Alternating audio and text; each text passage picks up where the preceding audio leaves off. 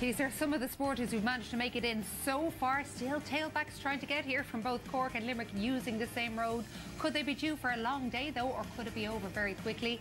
Cork's last two semi-finals have both gone to extra time, including their last against Limerick, the day you could argue the hurling landscape changed. We'll be looking at Limerick in more detail in a little while. First, out to Jones's Road and to Marty. Well, Joanne, the atmosphere is electric here in Jones's Road as we look forward to Cork and Limerick, because those of us who were lucky enough to be in Páirc Uí Chaoimh a couple of months ago, it was truly a fantastic game. I'm joined by two of the greats, Mark Landers of Cork, an All-Ireland winning captain, and TJ Ryan, a great Limerick man, indeed former Limerick manager. Limerick, are they under pressure, TJ, because they're heading into a 5 in a row, the last two steps of the journey? Sure, of course, Marty. At this stage, every team is under pressure. You want to get to the final, you know, semi-finals. It's great to be here. From our point of view in Limerick, we're getting used to it. It's a great feeling. Wonderful to be back again. Tough job ahead today, but looking forward to it. The fact that Cork beat Limerick already in Páirc Uí Chaoimh, is that advantage Cork? Will that help them to believe they can do it? It's definitely a help, Marty. Our backs are to the wall that night in Páirc Uí Chaoimh, and our players came out fighting the same as our supporters, came out supporting their team. I think it's a big help going in today. It's obviously a new venture for us going to Croke Park. Everybody like you to believe that Limerick grow wings when they come to Croke Park, but I can tell you, Marty, the rebels are coming, and we're coming to stop the drive for 5. Got the Cork crowd very quiet. But the question is, can Limerick win this All-Ireland? Apart from the huge support, TJ, where are the tactical strategies going to be today? Who are the key players?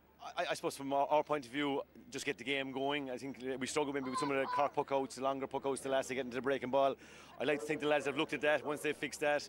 So I think if we get that going early on, we'll be happy and get the ball into the forwards. Aaron Gillan, maybe he's due a big game and he usually comes to life up here, so I'm looking forward to that one. And Mark and Cork deal with the Aaron Gillans, and I mean, Seamus Flanagan got 3-3 the last day in Páirc Uí Chaoimh and lost. Actually, both Gillan and Flanagan have been a thorn on our side, Marty, for as long as we're playing Limerick. But I suppose the last time we played here 3 years ago, we were well beaten. There's 13 of that Limerick team still on the team. We've only 9. We've 6 new players, and we're trusting, I suppose, our team with youth, the likes of Connolly, Hayes. Shane Barrett has been immense for us, and then Kieran Joyce and Young Downey and Dalton back in the team. There's a couple of massive clashes. I suppose Kyle Hayes and Dalton will be one clash that everybody will be looking for. And I suppose, let's not forget Patrick Horgan. He'll probably be chasing down TJ Reid's long record at the moment. So it's all to play for today, Marty, but we're hoping for a big performance out of Cork today. I think Mark Landers is a future Cork manager. They're all getting excited. One last question, TJ. Clare are waiting in the All-Ireland final. Is that an added bonus? Congrats, Marty, to yourselves and Clare. Really good. I was here yesterday. Brilliant second half and fully deserving their victory. And look, I think everybody wants a Limerick and Clare final, don't they, Marty? Is it going to be Cork? Is it going to be Cork? Is it going to be Limerick? We look forward to a great All-Ireland semi-final. From all of us here in Jones's Road, it's back to you, Joanne. The real winners, whoever came up with that flag behind them with John Kiley has a skint since 2018. I think there are plenty of hurling fans out there who wouldn't mind being that skint with all of those All-Irelands as well. We have looked at Cork, so now let's look at that team that hasn't lost a match here since the All-Ireland semi-final of 2019. That ambush, and I think we're safe to call this one an ambush by Kilkenny, is one of only 7 championship defeats since John Kiley took over ahead of the 2017 season, and only the 2nd in knockout hurling. They did stumble early on this year, most notably, of course, that already much talked about match in Páirc Uí Chaoimh, but they have looked better and better in every outing since. It's the National Hurling League champions against the All-Ireland champions. The Munster Hurling Championship starts now. To goal by Gillan. The Munster Championship has started. Round 1 goes to Limerick. The All-Ireland champions won last week. Tipperary's first outing of the championship. This is a good Tipperary team. A lot of good players on their team. Limerick have been unstoppable, really. Cork want to win, feel they have to win. Cork needed to win here. It's Limerick's first defeat since losing to Clare in the round robin last year.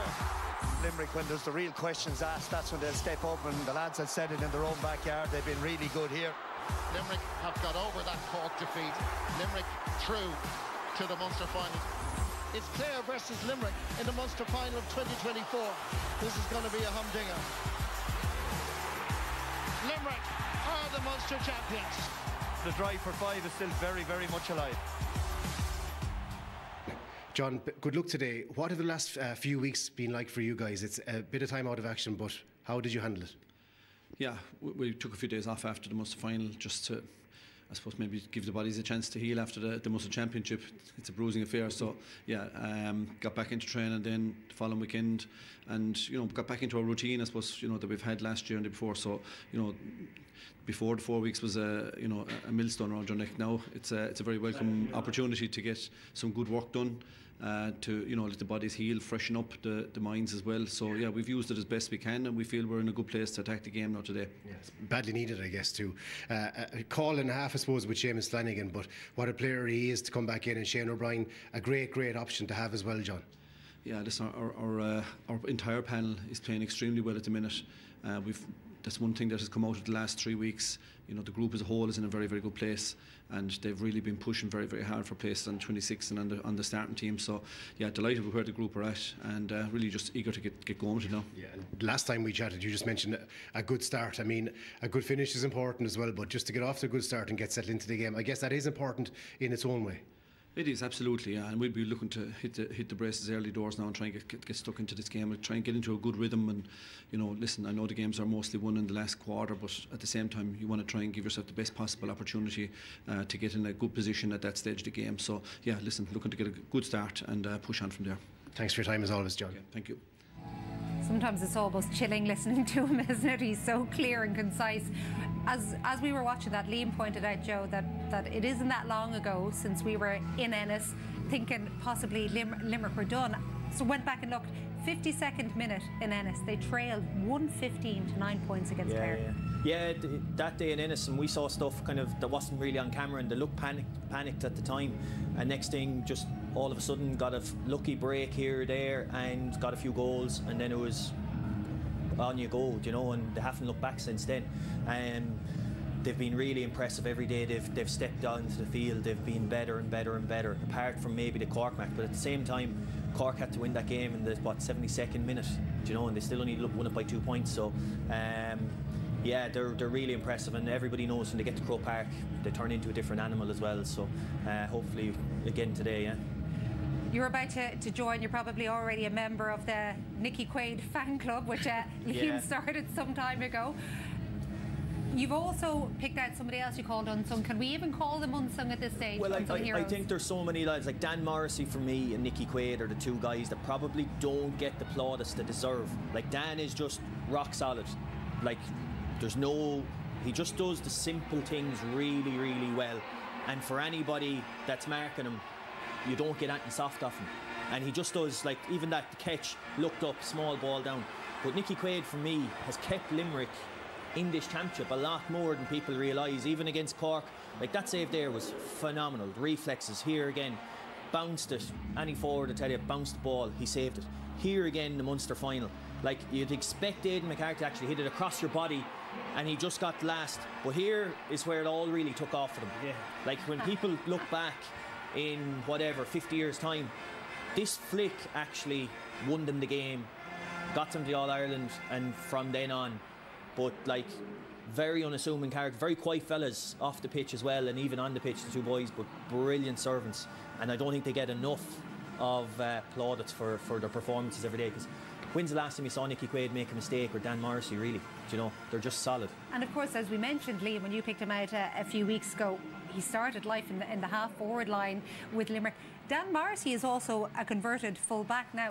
Could he have his hands very full today? Well, he's coming up against, I suppose, the goal machine that is Alan Connolly, and we know what he's capable of. Obviously, he's probably had 2 quiet games against Offaly and Dublin, and I expect the pitch here out in Croke Park, the occasion. I think there's a big game in him, but like as Joe said, Dan does the simple things really well. He seems to have more time on the ball as well than other players, but I think it's going to be a fascinating battle between himself and Connolly on the edge of the square. There's an interesting one as well with Barry Nash not starting, because he offers something different than Sean Finn. Sean Finn's a very good defender, right? But you won't see Sean Finn going 50, 60 yards up the field, getting on maybe a hand pass from Kyle Hayes or Keane Lynch, whereas Barry Nash was very good attacking as well as defending. So they could lose that today. Yeah, and I think we also have to acknowledge that, like, you know, Mike Casey went off injured when we were in Ennis that day as well, Joanne, and Sean Finn has been injured. And, like, you know, they don't have the same level of backup. So with Barry Nash gone, I think it also raised that if Mike Casey and Sean Finn weren't to last the 70 minutes, I think that puts them in a challenging position, because it's hard to go in and find the pace of the game in an All-Ireland semi-final. Do you know the last time that Limerick started a championship match without Barry Nash? Would have been the 2019 All-Ireland semi-final. That's correct. Yeah, we remember what happened that day. That was when Kilkenny came out of the traps and caught them cold and went on to the All-Ireland final that year. Can't remember what happened after that though, Liam. We saw plenty of players out there, the half-back line for Limerick, because once again we mentioned the fact that they were questioned at times earlier on in this championship. How important have they've been down through the years, but it's the same as if now, since all those questions were asked of them, Kyle Hayes, Declan Hannon, they've all come out and they've nearly upped the game again, have they? Oh yeah, 100%. I mean, you know, they were pulled and dragged. Like they were just beaten soundly, tactically, and you know they weren't able. They had no answers on that night, and Paul Kinnerk was trying to get in, and Pat Ryan was trying to get out. But I mean, you have to look at them then, and you look at where they got to in the Munster final, Joanne. I mean, Limerick scored 126 in the Munster final. 9 of those points came from the half-back line. Kyle Hayes picked 2, Declan Hannon picked 2, and the rest came from Dermot, both frees and play. So, like, they really came with a rasping performance in that Munster final. And if they come with that similar performance today, I think that's really, if that line really plays to its potential and delivers like he did in the Munster final, I think it'll be very hard for Cork to come out with on the victory side today. But isn't that what makes it extra fascinating? Because Cork's half-forward line has been almost their story. And they've probably been the standout line for me for Cork. They've scored 339 in this year's championship, 330 from play, and I think they complement each other really well. Declan Dalton and Harnedy on the wings, and then the pace of Barrett in the centre. I think he's really threatening. I think he could have a huge game here today, and he put Limerick on the back foot when he took him on and was able to win frees, and kind of, as I said, the breaking ball was a huge part of that. Just one more from you on Shane Barrett, Joe, because when Alan Connolly scored his hat-trick against Tipperary, you actually really wanted to give Barrett man of the match, because you're trying to explain it's the way that he moves that creates all of these opportunities for Cork. he tries to hold his position as much as he can, because the two wings are kind of going back to field, and he gets pockets of space then in behind the two half backs, and he makes really intelligent runs into that, and they're finding him. But today I don't think Limerick will give them that space. I think Limerick at the first 10-15 minutes will pull everybody back. I think they'll try and suffocate the Cork forwards and get them settled into the game for as long as possible, and just leave two guys, Flanagan and Gillane, up on their own, and bring out all their half-forward line. Really compact it down their side, because that's what they didn't do against Cork last time. It is going to be absolutely fascinating to see who does what. Limerick, of course, do look imperious in Croke Park. Cork can be hard to read, but even just sensing atmosphere outside, all around us, this does have the feel of an impending epic.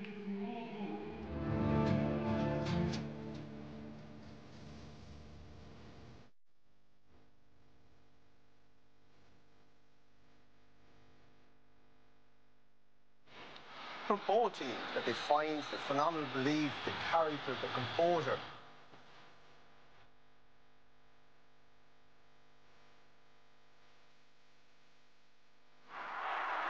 Now that's why Limerick are All-Ireland champions.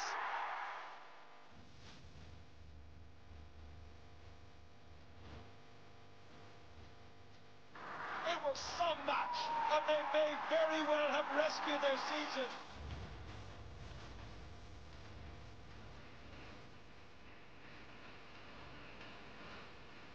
Only a puck of the ball between them pretty frequently in hurling.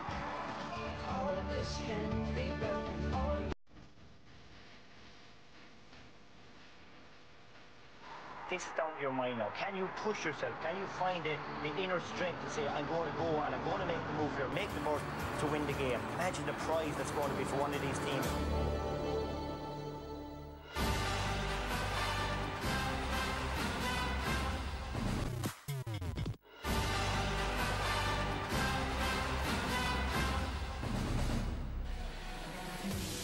been snapped up all week. History likely to be made as well with the attendance. There could be more than 80,000 here. Of course, history also hangs in the air for Limerick, but they are used to that by now. What can Cork bring? Confirmation of both teams now with Michael Dignan and Darren Maloney. Hi, Joanne. Thanks very much indeed. Yes, looking forward to this immensely. Michael Dignan, we know it's not, but this feels like the final. Yeah, well, Claire wouldn't agree with that, but it's not the final, but it has everything. 82,300 expected, full house, unbelievable atmosphere in the streets around 328 to 326 when they met last May. I can't wait for one. Absolutely looking forward to it. Only a few minutes away. Let's take a check on the two teams. Limerick, 12 of the side, who started the 21 All-Ireland final in this team. Nicky Quaid, naturally the automatic choice in goal. Barry Nash is ruled out through injury, and while he is a loss, there's no doubting the talent of his replacement in four-time All-Star Sean Finn, who's had his injury troubles this year. The half-back line, which was under so much pressure in Cork, returned to its imperious best in the Munster final, with Declan Hannon having one of his best games in a long time against Clare. Cathal O'Neill is one of the three changes from the 21 final. He's been sensational this year. He's still keeping current All-Star Dara O'Donovan out of the team. The half-forward line moving very well too, with Garrod Hegarty outstanding against Clare and Tom Morrissey back to his best with 4 points in Thurles. Aaron Gallan didn't score from play in the first meeting of these two, but he usually comes alive at this point of the year. Seamus Flanagan returns. He scored 3-3, remember, in Cork. On the bench, well, look, where do you start? Shane O'Brien, Adam English, Donnacha O'Dowlick and Dara O'Donovan will be chomping at the bit to get minutes today. What of the challengers Cork? They make one switch. We'll get to that, but Patrick Collins is such an important player for Cork in this game. His puckouts led to 3-12 in the first meeting. Will it work as well today? And what will Limerick do to try and lessen his impact? 5 of the 6 backs for Cork remain from the 21 final when they were in all sorts of trouble from early on. The odd man out is Owen Downey, who's been a big addition to the defence. The half-back line, a strong platform for Cork. They will certainly have their hands full with their primary duties looking after a Limerick line which is hitting top form.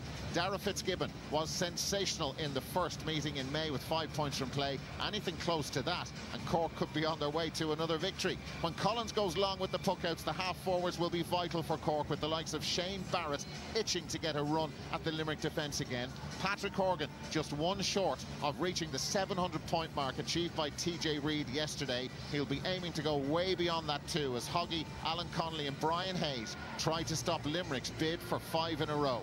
The Cork bench loaded with talent. 4 of those players, O'Connor, Kingston, O'Flynn and Meade, started the 2021 final defeat to Limerick.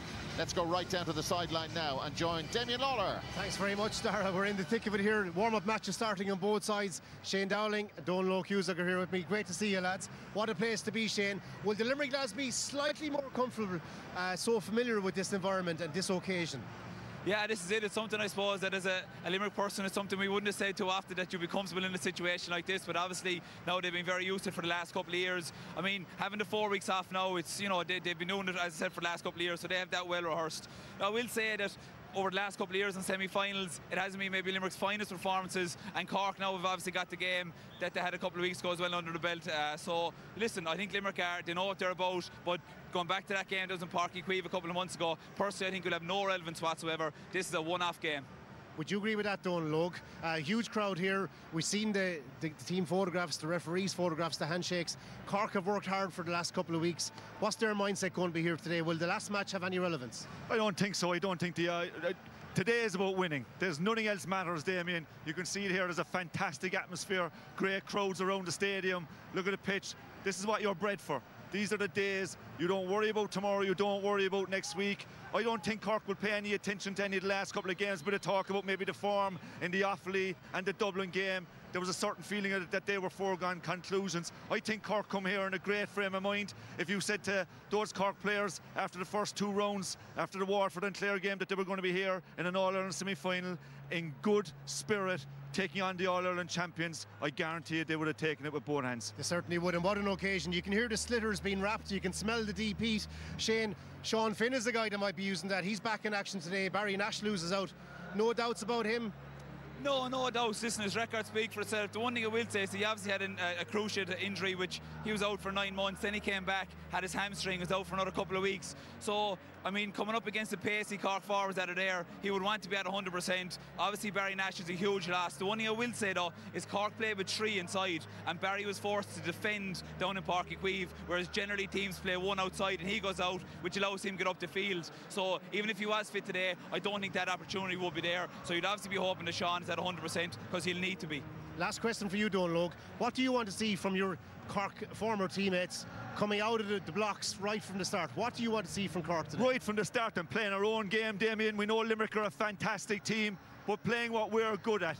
Doing the simple things well. Pace, pace, pace, pace. Every chance we get, run at Limerick and keep running at them, keep that scoreboard ticking over, and going into the last couple of minutes, if we're still there, there's a lot on the line today, and the Limerick have a lot on the line also, and if it's very close today, I fancy Cork could do it. And I think that's what Cork are holding their head on, is you hear Dunlog, pace, pace, pace. The Limerick half-back line has been questioned a few times, and that's what Cork are going to want to try and get after. Whether they get changed or not, who knows. Battle lines drawn. Back to you, Joanne. Judging from Donalog's face when you began that piece, it looks like the battle lines were drawn long ago. Now, Joe Canning tends to look at warm-ups for these big matches like he's looking at a crystal ball. What did you spot here, Joe? They were just doing their kind of backs and forwards drill there, and Hegarty was on, you see him there getting treatment, but he was on Mike Casey. Mike Casey just gave him a little slap. So I'd say he got a bit of a belt there beforehand, but nice warm-up, Gerard. Yeah, I'd say it's a bit of a warm-up, but he looks all right. He looks all right. It'd take more than that, I think, to pull that man down. Yeah. You did spot something else when they were warming up, though. Yeah, Keane Lynch was warming up with Will O'Donoghue there and Adam English. So I'd say Keane will probably move to midfield at the start, and Cathal O'Neill will probably go centre forward, I'd say. You kind of see these things when they're doing the warm-ups in their trees and whatever. Liam, you said after the Munster final, Keane Lynch was taken off in the 53rd minute there. So unusual. You said afterwards, I wouldn't like to be the one who had to mark him in the weeks ahead, because he hasn't had his best games now. I've seen him have some incredible games here. We have. I mean, he's lit up this pitch a number of occasions. I mean, last time they played in the All-Ireland final here, he had over 25 possessions. He ran the show. He won the Hurler of the Year accolade on the back of it. When this guy hums, Limerick home with him. When they were at the most vulnerable down in that 53rd minute in Ennis, the man that stepped up and got on ball in the middle third was Keane Lynch without question. So he has a habit of timing it when the need is greatest. There's a need there today, so you'd be banking on this guy. And I'd say they're putting him out around the middle of the field to try and get him into the game and on ball. What about if you look at the other side of things and you look at Kieran Joyce, because we had expected he was going to hold on to that number 6 jersey for so long for Cork. He's now been out playing around the middle. Do you think he'll actually play there today? Well, it's interesting to see, you know, they have the flexibility. He could go in the half-back line. Maybe Mark Coleman could push out midfield and have more of that kind of run and roll. But if he does stick midfield, he's definitely going to be more on the defensive side of things. And then it allows Darragh Fitzgibbon to push up the field, because we know what he can do when he gets on the ball. He's 19 points in this year's championship, and they'll need a big game from him today. We saw down in Páirc Uí Chaoimh, Joe, obviously both teams getting 3 goals that day. Does it look as if both are going to be going for goals again today, even judging from those warm-ups we were talking about? I think they'll have to. I think Cork will have to get goals if they want to beat Limerick. Limerick can put 30, close to 40 points on you from any angle. So, but I don't know if Cork can do that from out the field. So I think Cork definitely will have to go for goals, but I don't think Limerick will allow them. I think Limerick will pull everybody back and make it as tight as possible in their full back line, half back line. What do you think that the plan D will be that you suggested is required, Liam, from Cork? Well, I just think that they'll have to bring the same intensity. Like, there was defiance about them down in Páirc Uí Chaoimh. The question is what level of defiance they'll have up here in Croke Park. I mean, they fell over in the All-Ireland final 2 years ago. There was a wonderful atmosphere similar to this, and we could have been gone home at half-time. You just hope that Cork bring every good aspect of their play, because if they can get their hands on the ball, they're well able to play. The question is, will Limerick suffocate them earlier on? Because I felt in John Kiley's interview, this could be they'll be targeting this first quarter to at least get off to a really good footing. So I think this is set up. If both teams come with what we know they possess, I think we're in for a cracking All-Ireland semi-final. If Cork are expecting that the onslaught to come so early on, does that adjust how they play, or does that go against just their natural way of hurling? And isn't in the back of their minds what happened the last time time, you know, they played in the All-Ireland final, because they got a goal very quickly in that game, but then Limerick completely just annihilated them then. So they're going to have to keep things nice and quiet at the back, and someone like Galan, who we haven't really even mentioned, could have a big game here today. Yeah, we saw Gero Hegarty there just as you were talking about the goal a few years ago, and what a season he has had again today. Look at that colour, listen to that atmosphere at Croke Park. Agus must be live, Tá Trácht up the fall, Oscoilga, Le Pat Flurry, Agus Gar McDonagh, Serview, Aaron RT News Channel, Agus Aaron RT player. But here for commentary on this second All-Ireland semi-final in hurling, it's back to Michael and Darragh. Joanne, thanks very much indeed. This is such an incredible occasion. We believe it will be a record attendance for an All-Ireland hurling semi-final of over 80,000. The crowd looking around the stadium, it looks pretty full at the moment. They've done really well to get in a short space of time. About 25 minutes ago, this place looked like it was half full. We understood there was a lot of traffic chaos on the M7, M8 coming in here. And, well, you look around and it's pretty close to capacity. I heard from some people in Cork during the week that were talking about 50,000 fans making the journey up. There is huge support for them. There's massive support for Limerick as well, as this team continue their bid for 5 in a row. You can have a look around the ground yourself and decide who's got more support. There's an awful lot of green, an awful lot of red, and the noise is simply deafening, Michael.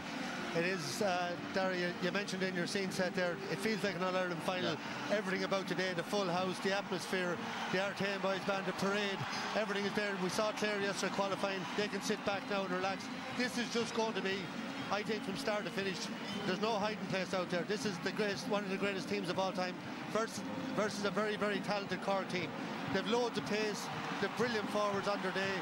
And are they going to do it? They have to deliver. The pressure is on. The pressure was on Clare yesterday. The pressure is on Cork today. Patrick Horgan has no All-Ireland medal. Everyone in Cork would love to see him get to the final and go on and try to win that and put that right. But you have to do it out there. And this is a serious Limerick team. You're looking at their bench. Barry Nash is a huge loss in terms of coming off the shoulder, supplying that long ball inside. He's hurling brain. But you have Mike Casey and Sean Finn, two outstanding defenders back there. They'll more than make up for it. So look, it's all there ready to go. The benches will have a huge part to play. I think Limerick will do it. I think, you know, they have the experience, but I think Cork are going to improve massively on what we've seen over the last few weeks. Well, all those questions we have, we're about to get the answers. And just before we have our Ron Naveen, we have a minute's silence here in Croke Park in memory indeed of the late Ralph Prendergast from the Cloughan Club in Limerick City. Ralph played on the Limerick team that won the Munster title in 1955. He was trained by Mick Mackey and they were known as Mackey's Greyhounds. And we also remember two-time All-Ireland winning manager John O'Mahony, who passed away overnight. John O was a native of Mayo, guided Galway to 2 All-Ireland football titles in 1998 and 2001. And we remember Ralph and John and their families and friends this afternoon in Croke Park. Passed away overnight. John was a school teacher, an All-Ireland minor medal winner in 1971, and a double senior All-Ireland winning manager in 1998 and 2001. To his wife Geraldine, his children Ronya, Niamh, Rona, Deirdre, Cleona, and his brothers Dan and Stephen, their family and extended families, and the JA communities in which he was highly respected. He had many, many friends, and he'll be deeply missed.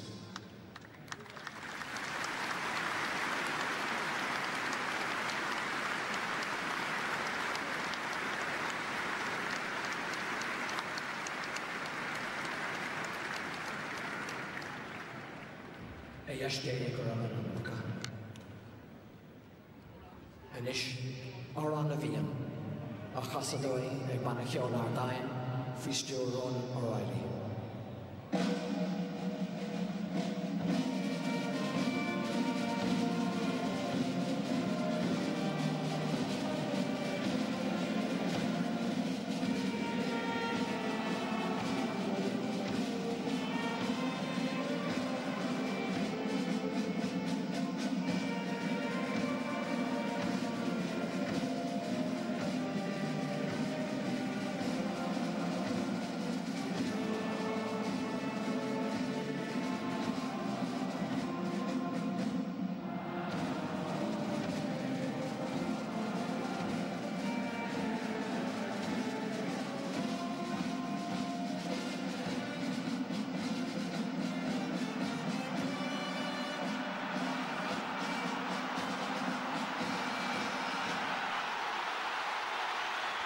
Wow, listen to that.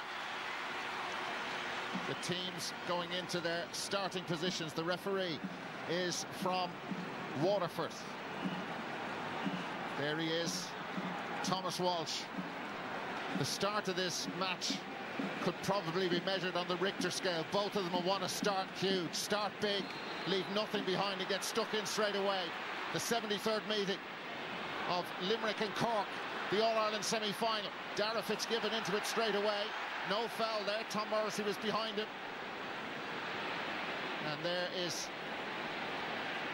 Mike Casey.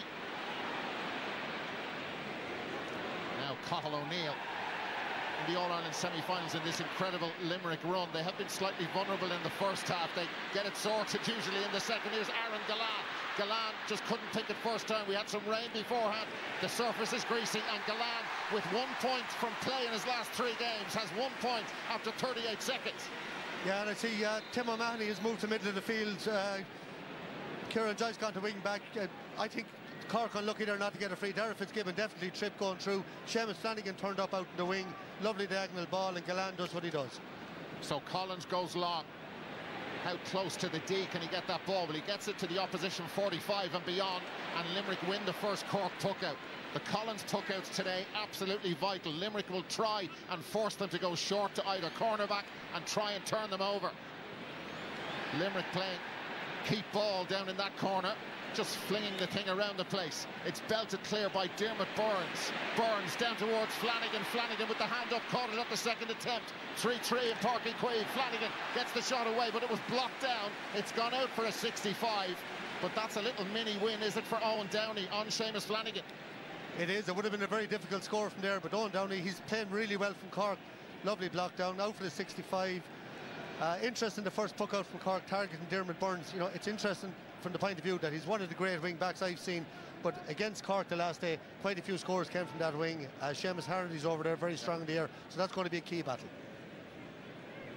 So Pat Ryan, everything was on the line really for him. He was under huge pressure ahead of the game in Páirc Uí Chaoimh. Pressure of privilege for those two, and indeed for the Cork manager, Paul Kinnerk and John Kiley. Yeah, and just Cian Lynch gone to the middle of the field as well. I'd say maybe that's why Tim O'Mahony has gone. Cathal O'Neill at left half forward, and Hegarty at centre, and Tom Morrissey on the other way. Now, but for the Owen Downey block, Seamus Flanagan may well have scored. So they have the 65. Just the point I was making about Downey, at least he did get some pressure on Seamus Flanagan, could put it out in the Limerick forward's head. But this is big for Dermot Burns. The place balls haven't been going as well as normal. First one on the way from Burns, and Burns has put that one wide. Now, he does tend to steady things down, but I think 9 out of 24 place balls were converted. He has missed a few, and that, look, it's a long distance out. That's part of the gig. Collins right down the middle, and he's got that one to pretty close to the D. And Cork, there was hands on it there for Alan Connolly, and the break comes to Cian Lynch. So Limerick get the second phase of that play. Cork had their hands on the ball from the huge puck out from Collins. Cathal O'Neill, Limerick keeping it short. Now Morrissey can leather it. He got 4 against Clare, and Morrissey has put that one wide. So 2 wides for Limerick. Yeah, the early nerves kicking in there, but Limerick winning the ball back, using that triangle of passes. And here comes Rob Downey. Robert Downey was full-back in 2021. A marauding run forward, leaving Limerick then behind him, and Downey converts. First score for Cork. That's superb. They ran right down the middle. He did. Yeah, we're talking about setting the scene for your team. What a run. Aaron Gallan covered some ground to try to stay with him, but great composure by Downey, flicked it back onto his left side and tapped it over. So the Nicky Quaid puck out. The wind doesn't seem to be a factor at all, but we'll check that from down on the sideline. Here's Tom Morrissey, and Morrissey got the shot away. It's kind of shoot on sight stuff from them at the moment. 3 wides in a short space of time for the All-Ireland champions. And the pace, Cork want to keep the pace as high as possible. Patrick Collins with the restart. Ball must have only been dead for about 4 seconds. Shane Barrett's in there trying to get the ball. Declan Dalton too. It's a physically strong half forward line, and Dara Fitzgibbon, well, they have put that one wide, so that's their first wide, but it's frantic. Exactly the word I was going to use, Dara. Frantic so far. Cork trying to keep the pace up all the time. Limerick with only 1 inside. That's why they're shooting from out the field. Well taken by Kieran Joyce there. Absolutely. Nicky Quaid's puck out straight out, and he's fouled by Garrod Hegarty. Hegarty maybe caught on his heels a bit. He was brilliant the last day against Clare. We can all catch our breaths a little. I don't know, he did an awful lot wrong there. You know, he was kind of standing him up. The hand was just in around the back, but you just see the power of him. Kieran Joyce couldn't get away. Interestingly, Declan Dalton, he takes the longer frees. Yeah. I think there's two things there. Patrick Cork can get that distance, but it's the thing of dragging him 90, 100 yards out the field, in and out. Save your energy for inside. So Decky Dalton was a sub in the 21 final. Important for the free takers, we saw with Diarmuid Burns to nail the first one. And that is exactly what he's done. So Cork leads in the 6th minute. Yeah, he's a fantastic free taker. Diarmuid Burns has been for the last 6 or 7 years, but this year they're not going well for him, and that's a big worry for Limerick.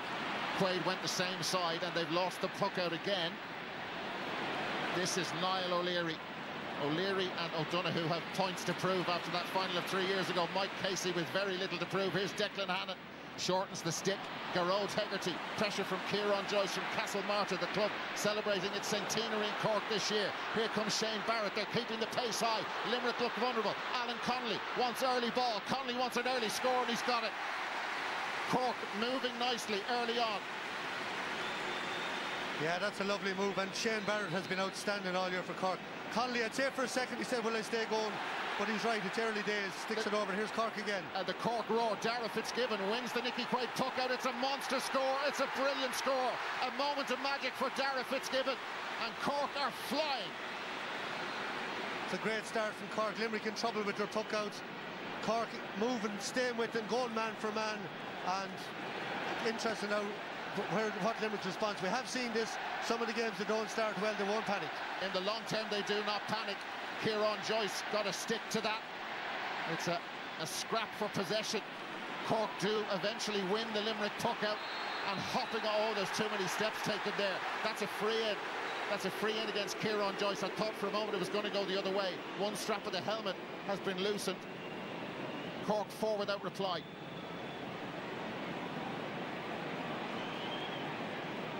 Yeah, that's a feature of the modern game. That tackling, it's hard. A lot of it is on the edge. You know, you could argue whether it's a free or not a free, but Joyce came out. He may possibly charge towards Hegarty as well, but took the shoulder. I don't think there's a lot wrong. Thomas Walsh, a ref who's come on the scene this year big time. I think he's very, very good. He's very practical, and any games he refs, I think we've seen high quality games. So even this kind of stoppage here, and there was Cork players around Aaron Gillan, but just this takes the energy out of what Cork have been doing. 4 without reply.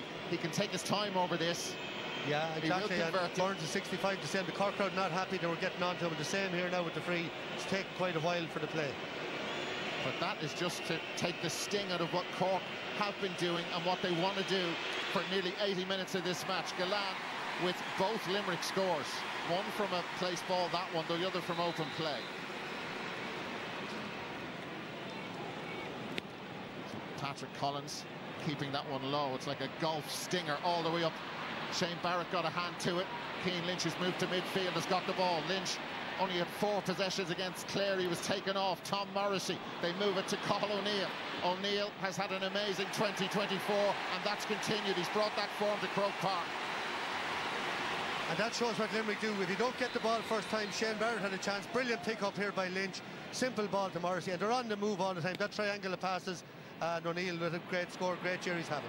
Maybe Collins is always going to go long there, but the Limerick full forward line just pulled back a little bit, just to tempt him. Kyle Hayes with the shortened stick. Tom Morrissey was on the other side about 20 seconds ago. That's for Gillan. Flanagan is free. It's missed them both. Not Seamus Flanagan, though. He works it back out. Will he? No. There's not enough pressure at all. Where was Owen Downey? And Seamus Flanagan had one shot blocked down out for the 65. He's got moving. They are motoring now, 4 each. And that was a great play again by Tom Morrissey. Great diagonal ball. But Gillan just, he saw Flanagan moving. He just let it break inside. Very, very great use of the head and a simple score. And 4 all of a sudden. 3 in the space of, well, let's say over a minute. Ball breaks loose from Mike Casey.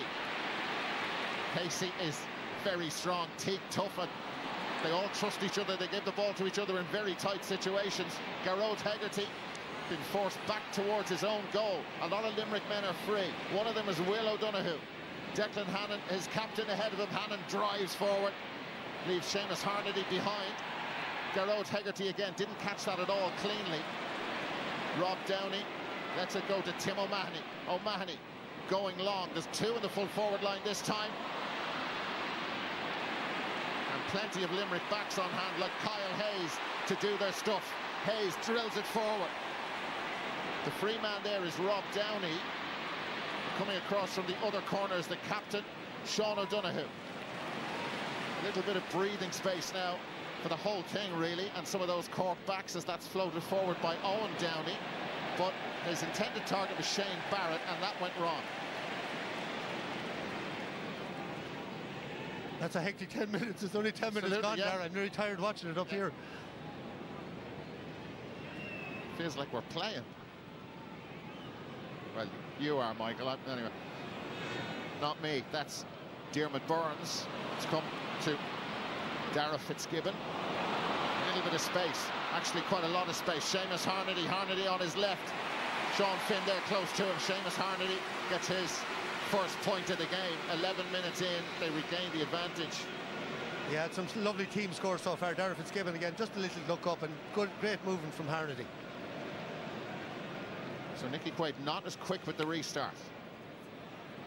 There's no short stuff today so far. It's just all been launched long. Mark Coleman of Cork. Cian Lynch there with him. Coleman. The feet were out of play. Here come Cork, slick hands. Harnedy, they go short. They are playing Cork hurling. Mark Coleman, can he apply the finish? Coleman certainly can. That's a really nice team score. Tails up 2 in a row, 6-4. Yeah, and credit Mark Coleman there. He looked like he was hooshed out over the line, but he stayed on his feet. Lovely little 1-2 there. And, you know, that's the key to hurling in these top matches. You have to play as a team. And now it is Tom Morrissey who stayed on the left-hand side. That is just a gorgeous point. They said that he was out of form earlier in the year, and it's sure things weren't going according to plan, but my God, he's back in top form now. Yeah, the movement of both teams is exceptional so far. Brilliant tuck out there by Quaid. Morrissey makes that look easy. It's not. There's the short puck out. Owen Downey. Limerick couldn't get pressure on to try and get the turnover. Wonderful bit of skill by Diarmaid Burns to pick that ball up. Cork wanted a free, not coming. Here's Cian Lynch. That's Niall O'Leary out there with him. Cathal O'Neill. And O'Neill just has Galan. He's underneath this, sizing it up. He's lost the stick. Aaron Galan, and he held on to that too long. There was just that kind of half a second of, oh, okay, what do I need to do here? I need a bit of timber, haven't got it. Yeah, just lost the hurl coming out to the ball. The flick came in. Should have hand passed it first time there. I think Justice Thunder, I think Diarmaid Burns lucky not to be, you know, okay, watch here now. It's on the big screen here. He charged Seamus Harnedy there. That should have been a free in. Patrick Collins is going to take the free. Cork have loaded in around the edge of the square. It's keeping up this intensity, you know, keeping up the physicality against this Limerick team. It takes a lot out here to be taking those hits. So Patrick Collins, this is going to drop right in. They won so many aerial boards. The first time that's side netting from Alan Connolly. Some of the crowd over here, I would have thought, they saw the net move, they would have thought that was in. Maybe down on Hill 16 the same. It is not. Yeah, he'd be a little bit disappointed. He probably didn't switch it back. Will O'Donoghue sent that out low. It's tough marking here, and the shot is from David Reedy, and Reedy scores. He showed great strength, because my word, he was made to work hard to just get the yards. Yeah, it was a brilliant score. Like the first touch there, you know, that's not an easy ball to control. Will O'Donoghue, like one quick puck out to him, one ball over the bar. That's savage hurling. Short puck out. They went to Tim O'Mahony. Here come Cork. Mark Coleman has scored one awesome point already. Cathal O'Neill is there with him. Got a touch on that, but there is backup. They support each other. Shane Barrett working in a tight area. And the shot on the way is wide. 3 of those. First for Connolly. Yeah, and he's getting around, you know, he's getting left and right, he's getting away from the square, trying to move Dan Morrissey. Patrick Horgan is in at full forward at the moment. Aaron Galan, almost like an easy possession for him, and he seeks out Seamus Flanagan. Owen Downey is behind him. Flanagan with the socks pulled up, that yellow helmet, so distinctive. He's forced away, and he's lost possession. Good defending from Owen Downey, who's been a huge addition to that full back line. Out come Cork. They want the pace as high as possible. Tim O'Mahony. O'Mahony's still going. No foul. Shane Barrett now. And Barrett is dispossessed, and the referee has given Cork a free in. Yeah, you watch this here, Will O'Donoghue. I don't think there's a whole lot in that, and the swipe went in, but he got the ball. I suppose the ref was looking from a different angle, saw that, you know, the hurl coming in over the shoulder, but the free is given. And Patrick Horgan has come out to take this one, kind of in a similar position to where Declan Dalton took his from. But this is to bring him level, or bring him to 700 points.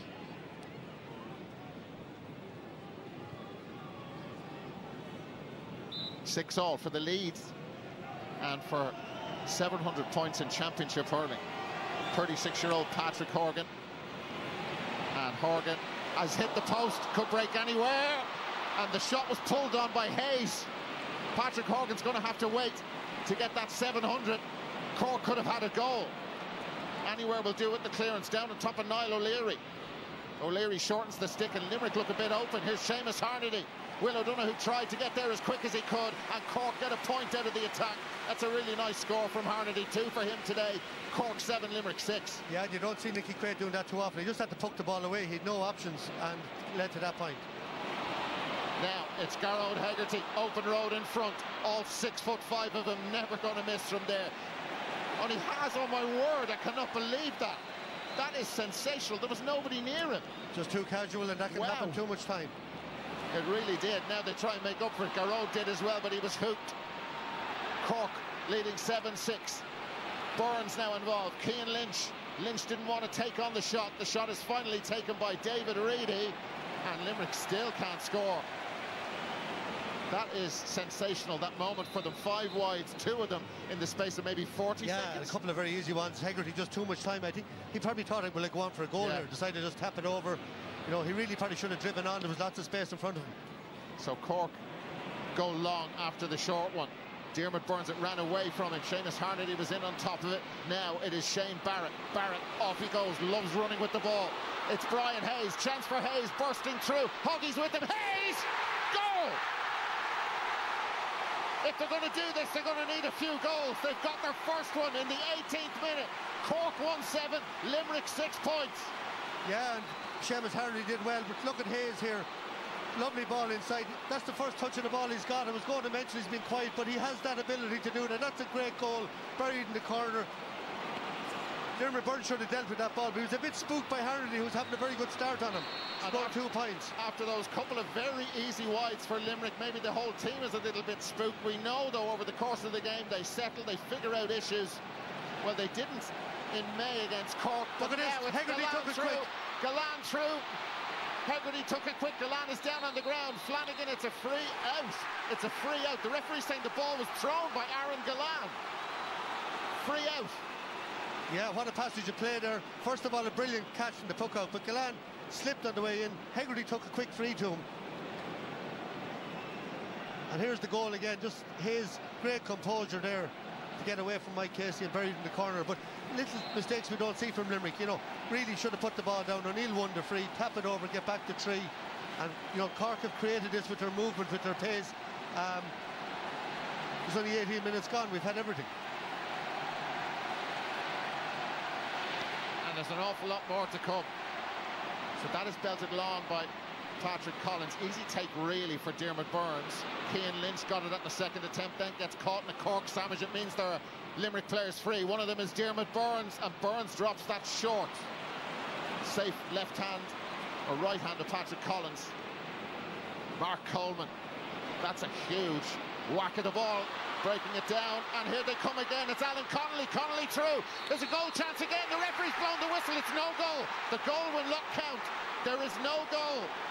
The referee blew the whistle. It's a free out. I think he gave it for a throw ball again. Oh, this is... Let's have a look at this. Brilliant ball by Coleman. Here's Connolly heading for the goals. Threw the ball over the top. Great call by the goal, by the referee. Hard, brilliant finish. What a ball out by Coleman. Spotted that Dermot Burns had gone up the field, went for Harnedy, created havoc again in there. This is some game. Got last night, the second half was good. Cork with that possession. And now they just work the ball short. There's a lot of space for Dara Fitzgibbon. Could have taken it on himself. He's got it out to Brian Hayes. Limerick again look open. Didn't go for the goal that time. Hayes is on fire. Cork are on fire. What an epic match already. Yeah, this is brilliant play by Cork. The unselfishness there of Fitzgibbon. This is what makes a great team, is playing the ball, playing to your strengths. The movement inside is unbelievable. They have Limerick in all sorts of bother. And again, he put the pressure on. Here's Pat Wright questioning the linesman. What happened with the goal? It was a thrown ball. That's what it was given for. Quaid's puck out for Cian Lynch. And Mark Coleman is pumped. Cork's tally, by the way, 1-8, 1-7 of it from play.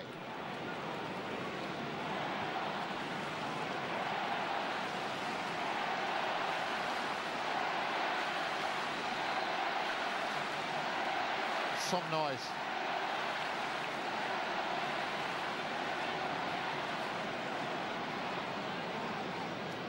Coleman, little short ball for Declan Dalton.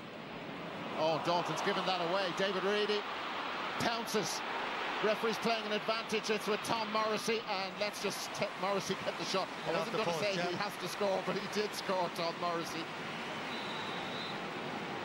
Yeah, a little bit of complacency there by Declan Dalton. Should have, moved that ball, but Reedy sharp onto it again. Just 4 points in at Cork after having a massive start. So Limerick, they've had a couple of bad wides as well.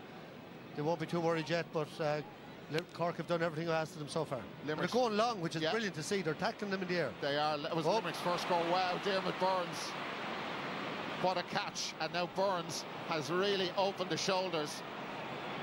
And he's got the point. There you go, and a big fist pump towards the crowd. We've seen him do that a few times this year. Yeah, well, that's leadership. That is an unbelievable score. Tom Morrissey was loose 30 yards ahead of him. He just said, no, I'm going to do it, and we need a score like that. That's fantastic from Burns.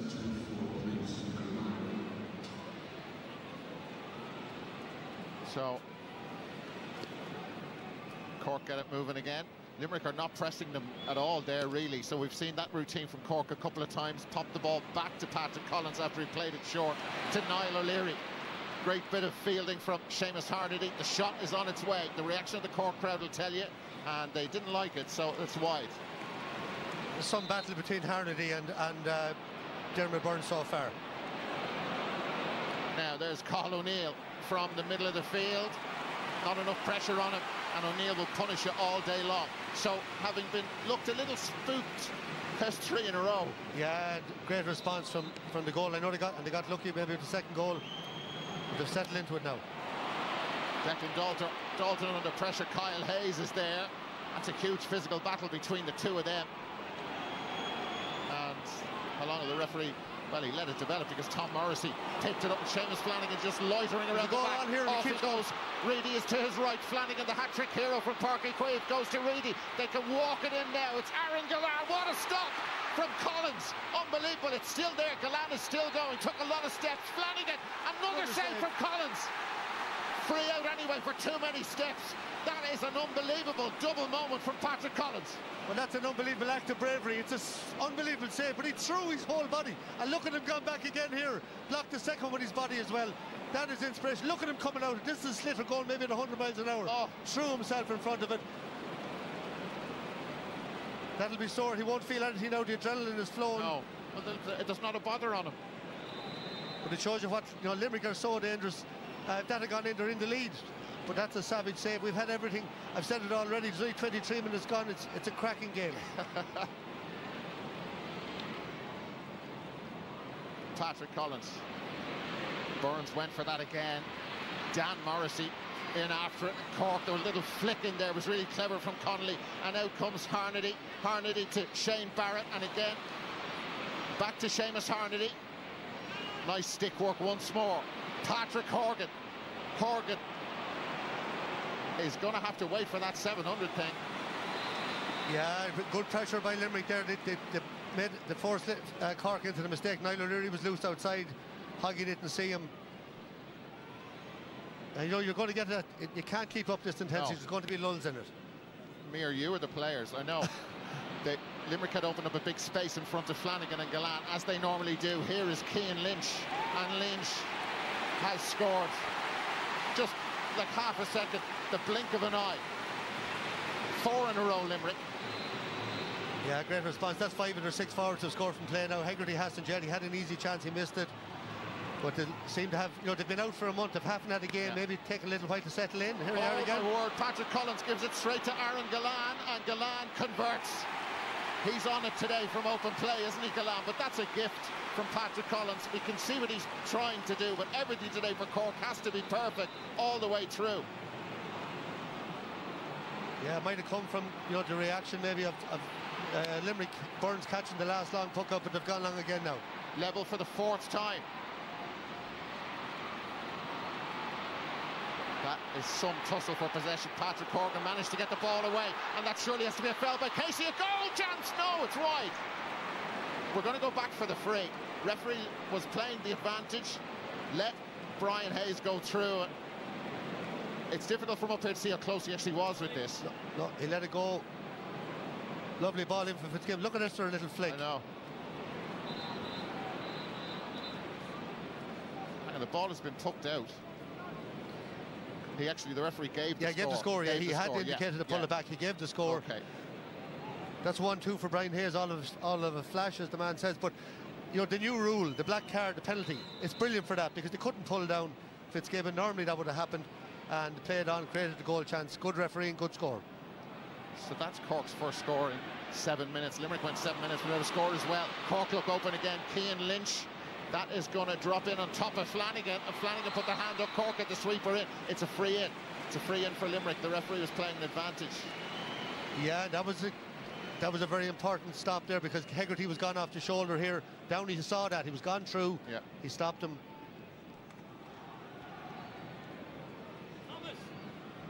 This is to make it level again.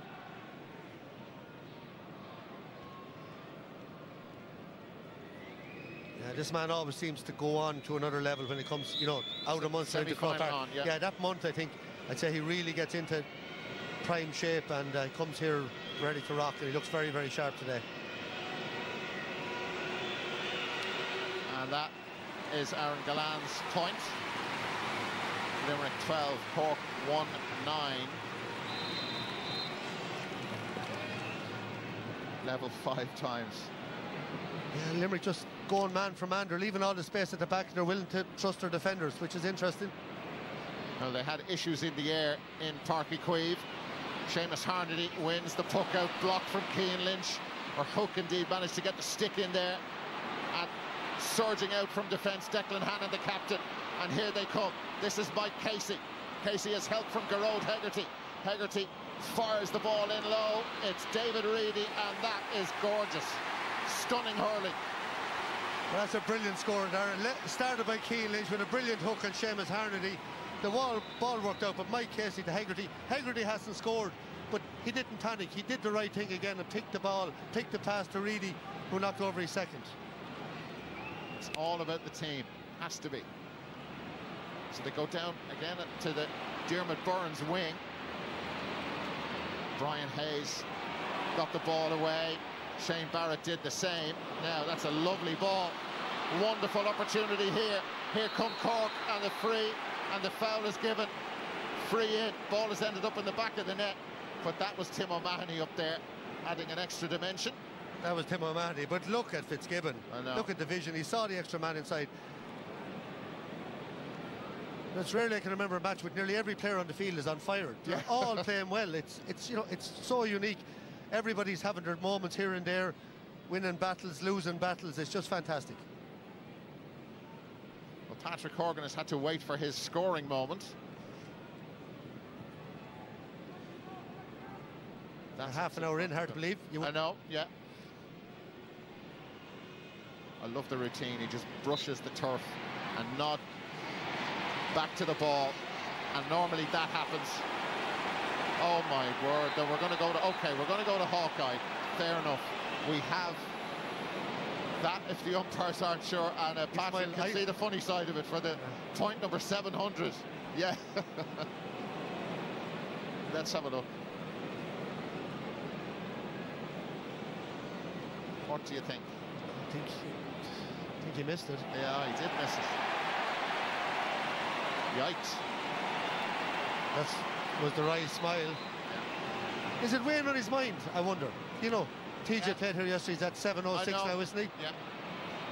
Yeah, well, maybe it is. Oh, what about that from Garrod Hegarty? And Aaron Gallan. Now, that is a great sign for Limerick. It really is. He's on the finest and in the finest of form. That was glorious. Yeah, and that's Hegarty at his best. Mark Coleman, a brilliant hurl, not that strong in the air. He does be targeted time to time, but Hegarty's unselfishness again there to pick out the right man in the right place, and Gallan again, yeah, over the bar. 2-point lead for Limerick. Cork again go long. Declan Hannon competing with Seamus Harnedy and winning. Left the ball after him. There's really good pressure, and Cork have turned it over. Alan Connolly ran into a Limerick wall. Connolly's got some space, and Connolly has got his point. They've all been, most of them have been really dramatic scores. That one was kind of straightforward. Well, it was a mistake. You can't afford to make a mistake out there. Declan Hannon, who's been very, very steady. Shane Barrett's been quiet, but he missed the pickup, and so did Will O'Donoghue. That's Garrod Hegarty again, or his side anyway. David Reedy supporting. And ball out of play for a line ball. Garrod Hegarty, that's kind of the one he fancies a lot. We're going to have to go back and do it again. Okay.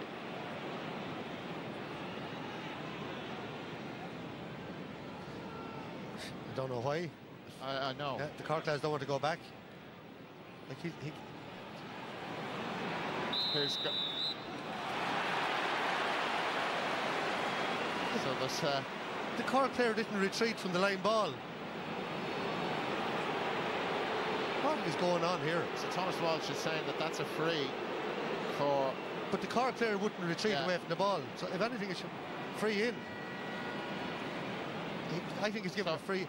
He was pointing the other way. No. He's given a free in. Nobody knows what's happening. Is he? Because there's a bit of an incident down in front of the Cork goal. So that's it. While you're looking at that, I'll keep an eye on what's going on in close to the Cork goal. There's a bit of pulling and dragging and stuff. So he said he was too close for the line ball, but the Cork defender didn't retreat. So referee Thomas Walsh is in talking to one of his umpires, and well, Cork are still waiting to take a free on the other side, but they're going to have to wait for this. Seamus Flanagan, I don't know, is he going to book all four of them? Seamus Flanagan booked, and Owen Downey booked. You get an idea what's going on here. Okay. Yeah, very little in that. Something obviously happened before that, but I'm bemused by this decision. But anyway, it's done now. Get on with it. There's still some stuff going on down there. And now we're going down the other end. And yeah, I think Patrick Horgan needs to leave the field of play. So yeah, is an issue. There'll be a blood sub brought on for Patrick. Well, it's kind of taken the buzz out of it now, hasn't all of that stuff? But look, that certainly has to be tidied up. He'll have to come off. He can't get treated on the field. No, you have to. Exactly. That's what the linesman's just saying. Come over here. So, for the moment, Shane Kingston is going to come in to replace Patrick Horgan. Yeah, remember his run from Torquay back on the 11th of May. Set up the black card penalty. So, how many minutes were we? Yeah, there should be 3 or 4 minutes. There was a couple of stoppages, but whether there will be or not. So Declan Dalton fires that in long, and it drops short, and Nicky Quaid has got it. At least the ball is back in motion again. Tom Morrissey with Dara Fitzgibbon. Tom puts it down on top of David Reedy's head, but Cork win the loose ball. Sean O'Donoghue to Mark Coleman. They work sideways to Tim O'Mahony, and Tim just sizing up what's going on. Shane Kingston, first touch. Kingston is surrounded. If you're not quick here, you'll just get surrounded, but Kingston is persistent. Then he left the ball after him. Massive pressure on him. Cathal O'Neill. O'Neill pulled back. Referee now gives the free. He actually wasn't playing an advantage there. He was the wrong side to see the initial pullback. That was our side. Free Limerick. Yeah, we've seen very few mistakes, but you know, Shane Kingston there really should have got control of that. So Patrick Horgan is back on. Shane Kingston had a great chance to make an impact there, you know. He would have been the ultimate impact sub. Exactly. Yeah, okay. I think in the context of the game, this is a big free for Dermot Burns. You know, he got a brilliant point of play. He missed the 65, which is tap over distance for him. Yeah. So, yeah, we're in added time at the end of the first half, and 3 in total.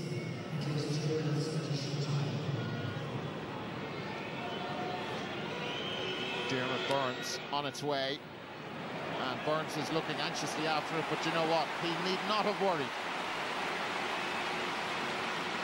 Yeah, huge free. Limerick 2 up after all that. They've really, in the last 10 minutes, really squeezed the life out of Cork. They can't seem to get any possession up the field at all now. So again, look at the Limerick bodies travelling towards that drop zone, and they win the ball. Gearóid Hegarty ended up on the ground. It goes down towards Flanagan again. He's got it ahead of Owen Downey. Seamus Flanagan. David Reedy is working off him. Gallan is available too. Reedy, from a really difficult angle, is going to have to shape this, and he has shifted it and shaped it and curled it and swerved it between the posts. Wonderful from David Reedy. And you can see why they've rejigged the team, and this man is in. This is surely from training. I thought Shane O'Brien would definitely start today the way he played in the Munster final, but David Reedy has scored 3 brilliant points. His movement has been outstanding, and he's added an extra dimension to that full forward line. And when players are putting pressure on to get into the Limerick forward line, people always say, oh, Reedy might have to come out of the tee, but he has been brilliant, and he keeps defying anybody who doubts him. That was from Brian Hayes of Cork. They could do with a score now just to calm things, and then the ball down on the ground. They were surrounded, and that is just meat and drink to the Limerick boys. Will O'Donoghue was there after it, Nicky Quaid too, and they move it calmly up the field with Dermot Burns.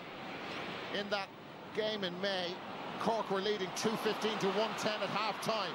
Cathal O'Neill. O'Neill thought about laying the ball off, and then he decided to back himself. That has gone wide. Oh, that would have been the score of the match. I think the way he brought the ball down onto his flight path was unbelievable. Here it comes again. Flight path is the thing. Again, the ball is just back at a relentless pace moving, but Cork can't make it stick up front. The Limerick backs on top of the minute. Kyle Hayes. Hayes on the go, hops the ball off the ground, and here he goes. And listen to the Limerick supporters encourage him on.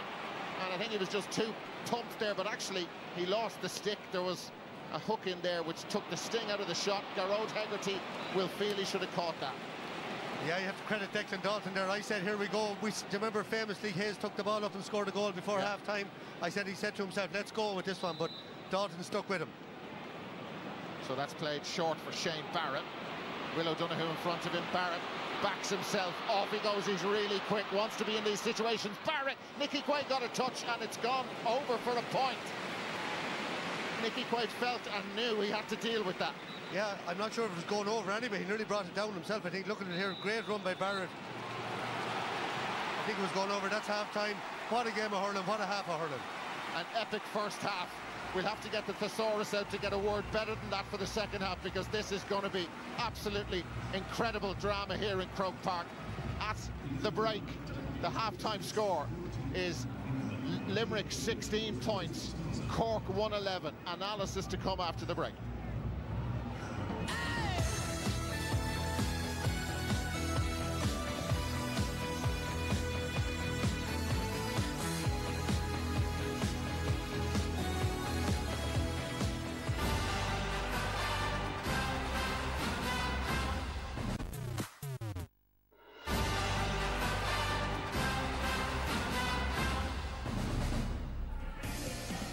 There has hardly been time to take a breath. Cork were making sure there would be no repeat to the start of the 2021 All-Ireland final. They have been on fire in this opening half, but champions did what champions do. Back they came after conceding that Brian Hayes goal. Limerick have since outscored Cork by 10 points to 4. And as a result, at half-time, they are the ones who lead.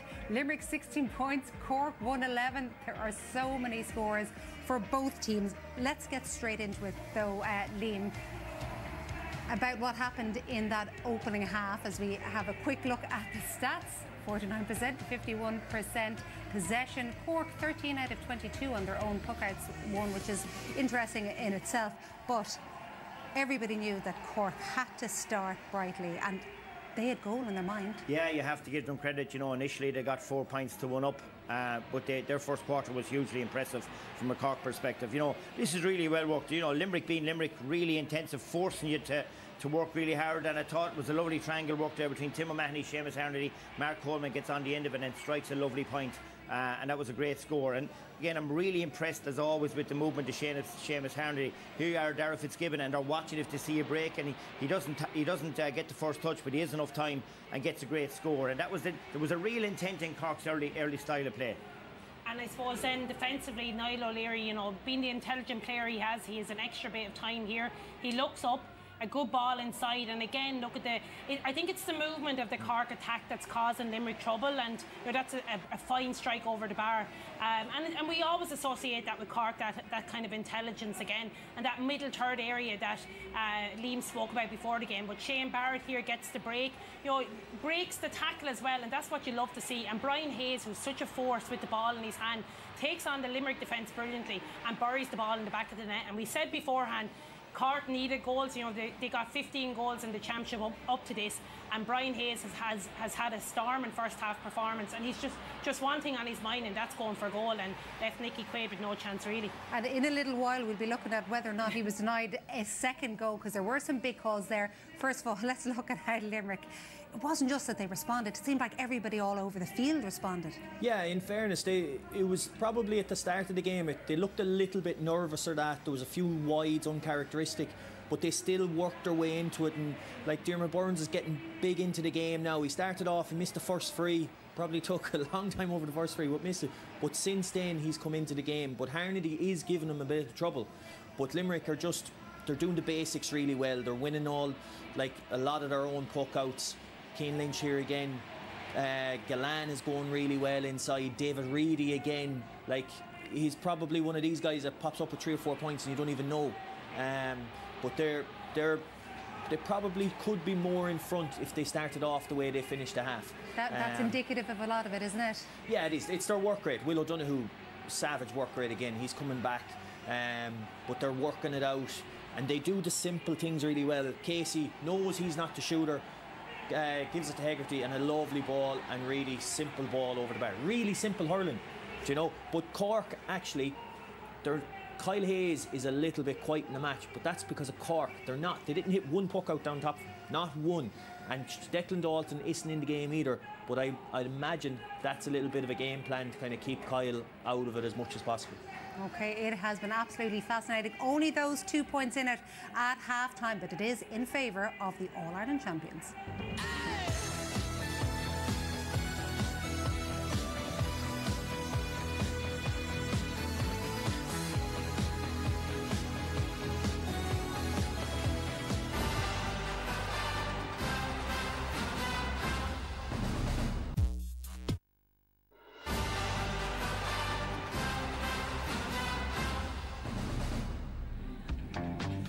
We've reached the semi-final stage at the Euros as well as here in Croke Park. You can watch those live in RT2 on both Tuesday and Wednesday. Spain against France first, and then Netherlands against England. And ahead of the second half between Limerick and Cork, with Limerick leading 16 points to 111, we are wondering, were Cork a little hard done by? There were some big calls in that opening half.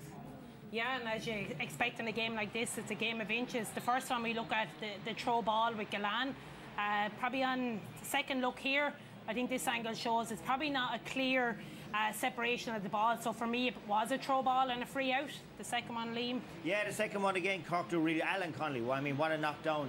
Does really well, goes to go through the two lads, and you watch it here, and like for Thomas Walsh to get that right, it's a hard call. But looking at it again, you know, we've the benefit of slowing it down here, and you look like there's a double movement. So he gets the ball up, and then he pushes the ball away. So, you know, we talk about the double movement. So, you know, a little bit unlucky in that instance, I think. They could have got the goal. what the rule says is there must be a definite striking action, and this is another. So, are Cork denied a penalty here? Is what people might think having a look at that now. It doesn't look like he was dragged down or tripped, and it was outside the area. He was probably fouled outside the area, all right, but they had covering players as well. It'd be very harsh if you got a black card or whatever, and I don't think so. No, I don't think so. And they were unlucky. He probably actually, Brian Hayes, in fairness, probably hit it too well. Yeah. If he only half hit it, he probably would have just flicked it past Nicky Quaid and in. But he's doing very well. You can't take that away from him. But so Cork are probably the loser in that instance. They've potentially was a goal. But for Thomas Walsh, like he's got a split second to make. He's 30-40 yards away. Like if we didn't have the benefit of slowing that down, I probably would have called it. But he does have umpires. I mean, if he's that far behind, he does have umpires there. In real time, though, it's really hard to see that. I thought it was a throw. You're watching it, you hardly have time to breathe, let alone see it. But there's loads of throws going on out the field as well. It's probably the worst thing in hurling at the moment is the throwing of the ball, but it's allowed the whole time. It's just difficult then when there's a goal there and he pulls it for it.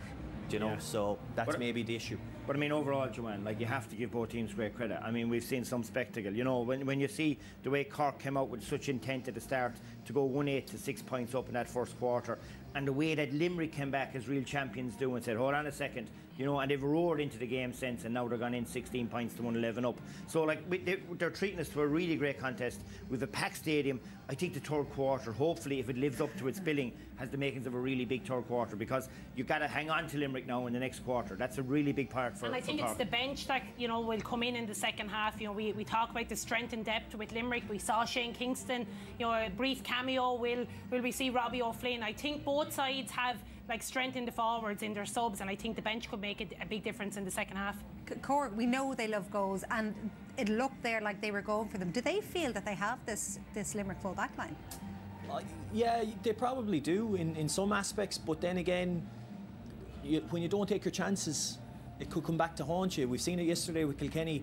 They missed a couple of goal chances in the first half and didn't finish out the game well. So, have you been there where it starts nagging in the back of your mind when you're out on the pitch? When you're playing the best team in the country in Limerick, going for 5 in a row, you have to take every chance, because they mightn't get another goal chance again in the second half.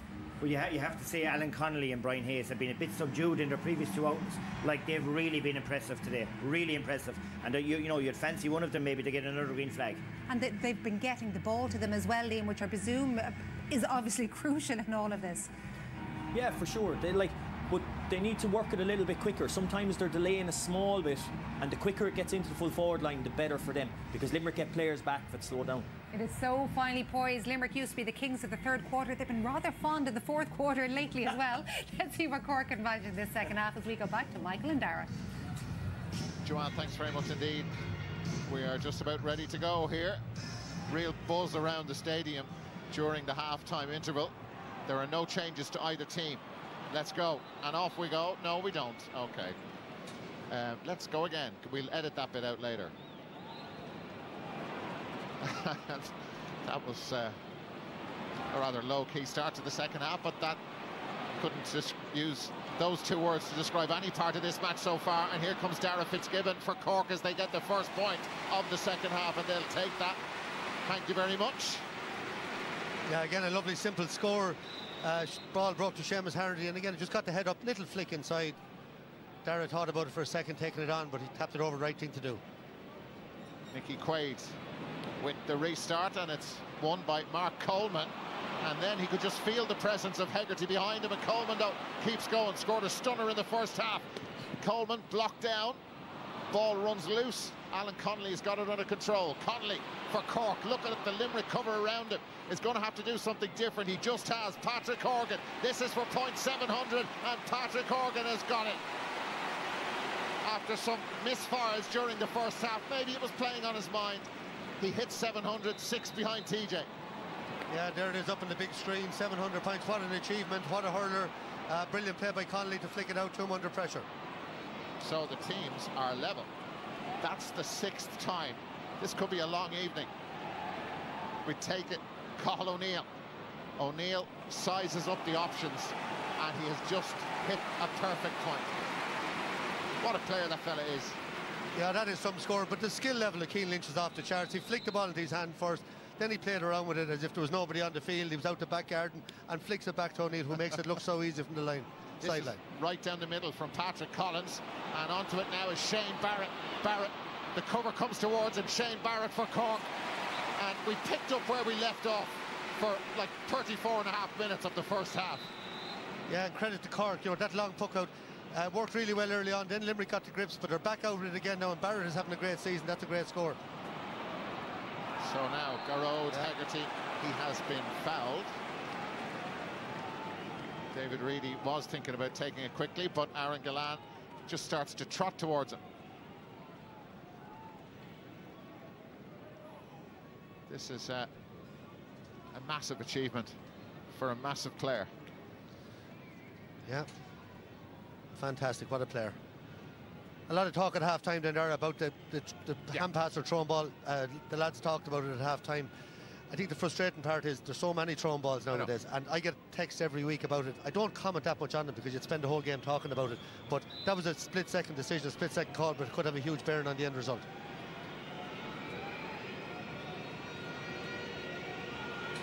Aaron Gallan, that familiar step backwards to the side, the lift, the strike, and that's wide.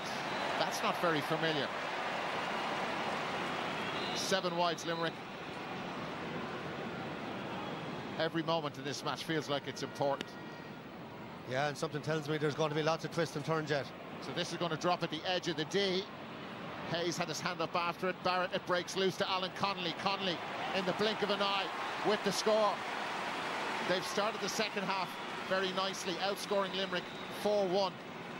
Yeah, and he's the ultimate big game player, isn't he? He didn't score against Dublin, didn't score against Offaly. People talking about he had a fantastic start to the summer. 3 points from play today, he's on fire. This is Dermot Burns. Burns got the shot away just before Kieran Joyce got to him. That's wide though. Yeah, good pressure. You can see what Cork are doing. They're withdrawing their half-forward line a bit here, going over them and then turning and coming onto the break. And Barrett has picked up a couple of balls since half-time on that. They're aiming at Hayes straight down the middle. He's a height advantage on Michael Casey. Watch it again here. He's breaking it. Hannon read it that time, but it's causing them all sorts of trouble. Some puck of the ball from Collins. I don't know if there's a little bit of a wind helping him in the second half. Very difficult to judge from up here. Cork have got a free in. That was a foul by Garrod Hegarty of Limerick. Collins certainly able to drop the ball right at the edge of the D. Yeah, and you know, you'd wonder would Dan Morrissey be more suited to Hayes and maybe Mike Casey more suited to Alan Connolly, because that's certainly the tactic. I'm surprised that Declan Hannon is not just sitting back in that pocket and leaving his man loose, but Barrett is coming onto the break, causing that havoc. And here's Hoggy now, and that's nailed. Yeah, 7:01 total. 5 behind and counting. I haven't got time to write anything down. Everything's happened so quickly. So Limerick with Cathal O'Neill, and that's going to come through to Aaron Gallan. Nice pick from Gallan, and off he goes. Sean O'Donoghue there, referee playing an advantage. Gallan does not need it. Yeah, his power there. You know, he went across. He knew he'd get fouled. A huge hurl inside. Look at here, just steps inside, makes the room. That's 4 from play. Another player is on fire, and this is Barrett again, who's causing havoc now in the second half. It's a great ball to him. Declan Hannon there with him, and Barrett from a tricky angle fancies it and nails it too. Just every time, it's like a game of basketball nearly. Just we'll score, you'll score.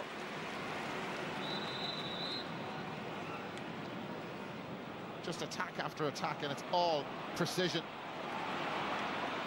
All pretty perfect. Aaron Gallan. Gallan took the contact from Kieran Joyce. Now it's Will O'Donoghue, chance for him to run at Cork. Keane Lynch to Garrod Hegarty. That pass looked right on the edge. Great block down by Tim O'Mahony of Cork. Kieran Joyce trying to dig it out. A stick went flying, free out Cork. That's a big moment for the defence. Yeah, that was huge, and you're right there, like throwing ball there, I'd say, by Keane Lynch. But that's a couple of great blockdowns we've seen. Kieran Joyce here, hardy bit of stuff. You know, put the head down, went through the gap, definitely fouled. And here's Hegarty being blocked. So Declan Dalton is back inside his own 45-metre line. This is a great start to the second half, Darren, from Cork. Sure Only is. 6 gone, there were 2 down, they've gone 2 up. Yeah. This is going to, at worst, I said, drop in around the edge of the square, and Hayes is a big danger in there. So Dalton has given that an almighty pump. That's superb from Declan Dalton, and it's the Cork fans who are roaring the loudest at the minute. That's an unbelievable strike. There's no wind out there. Look at the flags all around the stadium. They're still. Cork 7-2 outscoring Limerick in the second half. They talk about a third quarter push from Limerick, but it's Cork who are pushing now. Yeah, Limerick are going to be asking on the sideline now. They're being pulled all over the place at the back. They've no cover in front of their full back line. Look at their half back line here. They're all out in the middle of the field. There was a little consultation there with Kiley and Kinnerk. They'll be sizing this up and trying to figure out the responses, but Tom Morrissey taken out of the game. There was no issue there. Dara Fitzgibbon fires it in low. Is there another goal in Cork? Patrick Horgan. Horgan blocked down. Dara Fitzgibbon is backing up. It's a tricky angle. He's going to have to come back out, is he? Finn is there with him. Ball turned over. And the danger averted with some strong Limerick defending. And there's some strong attacking from Garrod Hegarty. He's fouled. Cork didn't want him to get too far up the field. Yeah, and credit Limerick defence there now. We've talked about some great defence by Cork since half-time. Kyle Hayes with a very important block down. Sean Finn using his strength there to get Dara Fitzgibbon out over the, well, not over the line, but forced him into losing possession, and free now for Burns. This is right down the middle.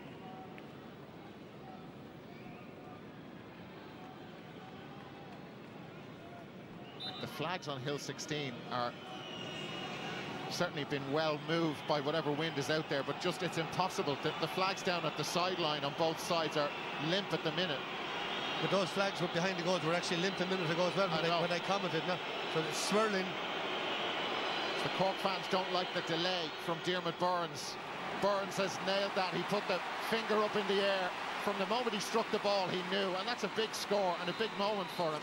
Every moment in this thing is big, though.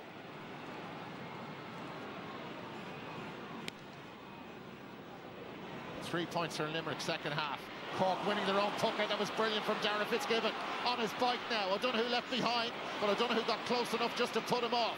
Now it's Brian Hayes, the goal scorer for the first half, adds another point.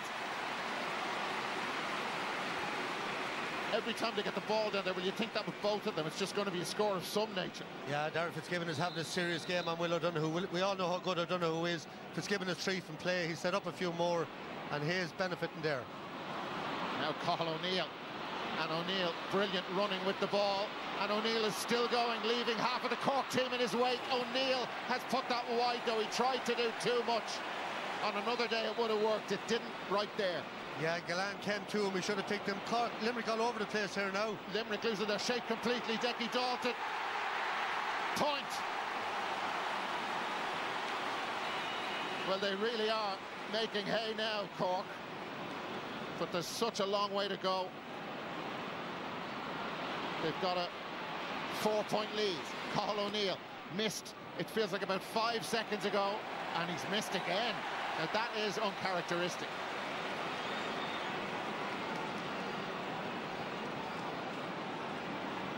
And Cork still full of running. Harnedy here is sprinted away from Declan Hannon. But they've got to keep that running going and going and going. Right the way to the 70th minute and way beyond. Limerick have hit 10 wides to Cork 6. Cian Lynch. All the game changers out on the field for both teams. Tom Morrissey is bottled up. That's going to go against him. He's lost the ball, and the referee just standing by watching, deciding what to do. Cian Lynch was pulled back by Tim O'Mahony. It appeared. Referee let that go. Cork have turned the ball over. Limerick not happy at all.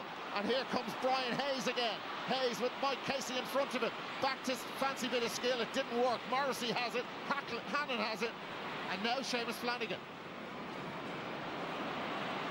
Kieran Joyce underneath that. Galan got to him. He travelled a long way. Garrod Hegarty. Hegarty with the shot. Collins stopped it. Galan follows up. No. They've managed to keep it out for now. The ball down on the ground. It almost scuttled loose. It did, and Cork defended. That's huge for them. And now Declan Dalton. This would be some turnaround. Could have conceded a goal down the far end. They go for a point at the other end, and Dalton has got it. That's massive. And what a passage to play. Patrick Collins with 2 outstanding saves. The ball is out again here with Declan Hannon. We'll get back to it. Limerick want to keep the pace up now. They know it's going against them. What about that from Owen Downey? They must feel 10 foot tall at the moment. Downey has got a free for Cork. But look at Hegarty here. Lovely height, but what a save. It was a rocket. Gallant, I'm always telling the lads, practice your ground hurling training. We don't play it anymore. But he should be able to come in. He just lost his footing here. And then Dalton with his second monster since half-time. 2 from play, 1 from a free. 3 actually since half-time. He's landed from massive distance. It's the rebel roar heard around Croke Park on the north side of Dublin. And this is not because Limerick aren't performing. They're playing brilliantly. This is an outstanding performance from Cork so far. In the second half, Cork 10 points, Limerick 3. This has been the third quarter push by Cork. Their 19-year All-Ireland famine. They don't want it to go to 20, and they've an awful lot of hurling to play to stop that from happening. With this history bidding Limerick team, Garrod Hegarty, it very nearly worked, but it hasn't worked. And Cork defending like absolute giants at the moment. Yeah, Hegarty's moved in full forward. Tom Morrissey's gone onto the wing. This happened back in May, and Hegarty caused havoc. Great block down there. Seamus Harnedy. Remember the line earlier on, 5 of the 6 backs who started were the backs who played in the 21 All-Ireland final. That one's gone wide. Declan Dalton is human after all. But they had a big point to prove, those backs, and so many of the other outfield players. The forwards changed a lot from 21, but that day they were destroyed by Limerick. It was a perfect performance from them. Gallant was out in front, and Gallant is still there, and Gallant will be there right to the bitter end. Well, if you watch that there and watch Nicky Quaid, Tom Morrissey told him to slow it down. He didn't. He gave it to Hannon. And the minute Hannon got it, Gallant was looking for the ball. He wanted it. You can see that. That's 5 from play. He has been outstanding inside there for Limerick. Comes alive from this stage onwards at this time in the championship. So Patrick Collins with another huge puck out. Cork leading by 4, but only 4. Dermot Burns. Here you have it, you're in a better position, and that's exactly what's happened. Oh, and that's out of play, is it?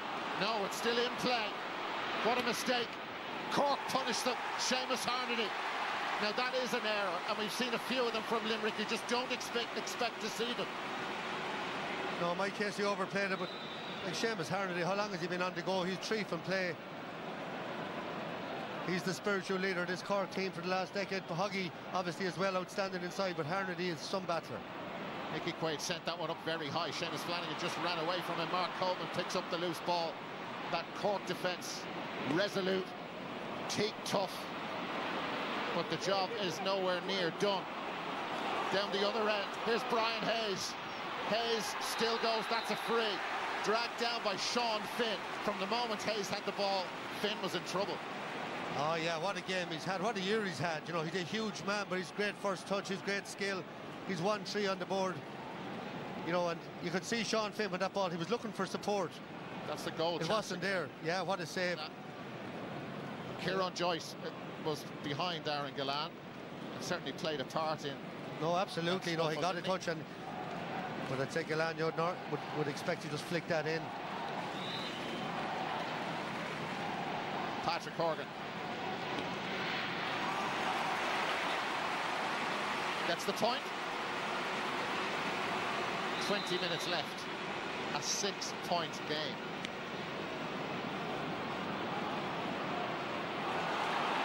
Great catch again. That was wonderful. Robert Downey, full-back 3 years ago, ruling the air in the half-back line now. And Limerick look all over the place at the back. Seamus Harnedy again. Another score. Cork can't believe this. Punches the air in delight. They've owned the third quarter. Will they own the fourth? 7 they lead by. What a catch by Robert Downey. But look at the ball by Coleman down the wing. Dermot Burns looks out on his feet. Harnedy has 4 from play. It's Cork's to lose now. 20 to go. They're 7 up. The benches are going to play a huge part now. Shane O'Brien is going to come in for Limerick. Left out of the team today. The trick for Cork is to keep this going. The pace has been relentless. Limerick have stayed with them, led at half-time, and that looked like a bit of a... Well, Patrick Horgan, I think, is okay. Just seemed to jar his leg. Here's Alan Connolly. Every time they bring the ball down there, okay, well, that one has gone wide. I thought we were going to get a Hawkeye. It looked good initially. So, but really, you just get that feeling, and particularly on this left wing. So Seamus Flanagan going off. Shane O'Brien in, wearing number 22 from Kilmallock.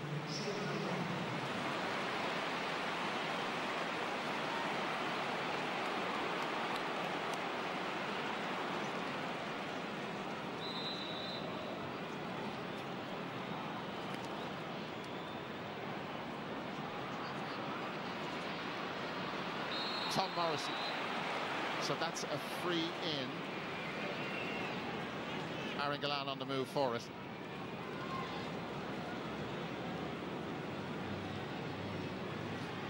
Okay, so out he comes.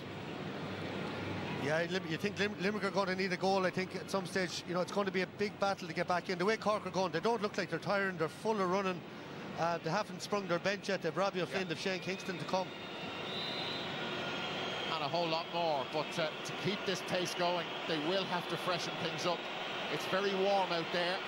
Aaron Gillan took his time, tried to make sure, but we're going to go for Hawkeye to have a look. Gillan is convinced he's scored, but you've got to make sure. And now Dara O'Donovan is in. Will O'Donoghue, so one All-Star replacing the other. Dara's been back fully fit for a bit. This is the Hawkeye decision.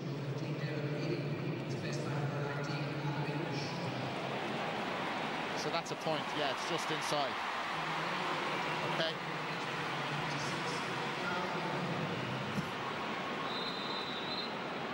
So David Reedy going the other way. Had a really good first half, really great first half. That's loose towards Cian Lynch. Cathal O'Neill fired in low, brilliant defending, really good from Owen Downey, getting there ahead of Shane O'Brien.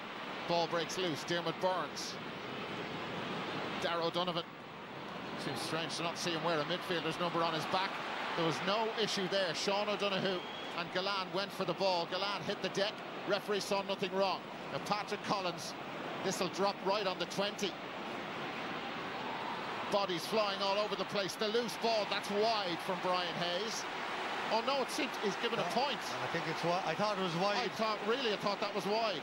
We're right behind it now. Look, we're up on the 7th floor. Sometimes it's difficult to get the perspective correct, but that started out wide. No, and it was wide, wide. but it should have been a free in. Dermot Burns jumped straight into, I think it was Alan Connolly there. He didn't even look at the ball. Here we go. I think it was definitely wide. Or angle here. It's well wide. Wide as a gate. It should have been a free in. Okay. It's a crucial few minutes now. There's still lots of time to go. Limerick are going to be looking just to steady things down and get a couple of scores to get back in it, but Cork don't look to be in the mood to let them.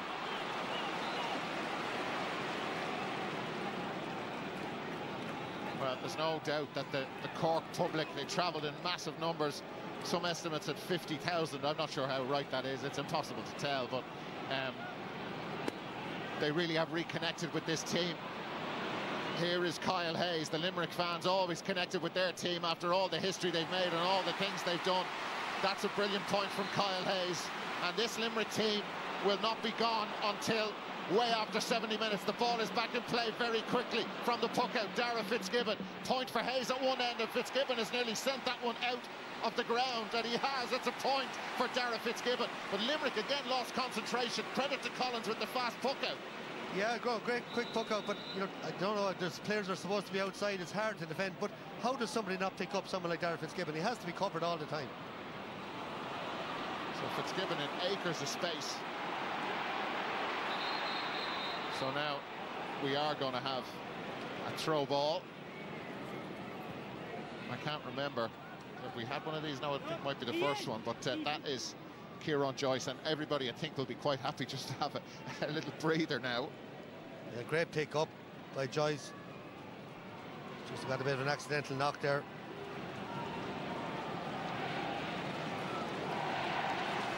The 2019 semi-final against Kilkenny.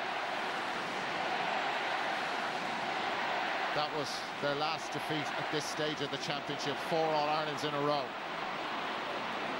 John Kiley and Paul Kinnerk, they don't lose finals, so this is Cork's chance. That's Niall O'Leary, absolutely outstanding. A Barry Nash-style run out of defence. Again, Limerick all over the place at the back, and the score from Patrick Horgan.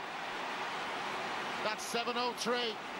And that's outstanding play from Niall O'Leary. The pace of him, he just ran away from the Limerick defenders, laid it off, and again unselfish from Fitzgibbon out to Hoggy over the bar. It's a nice lead for Cork. It's not insurmountable. Garrod Hegarty with the free.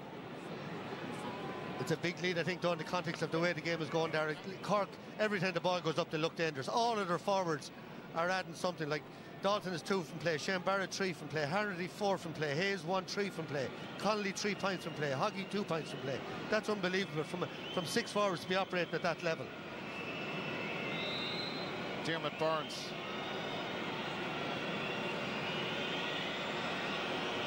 Another pressure-filled moment. And he's put that one in low, and Collins made the save. There's no score for Limerick out of it.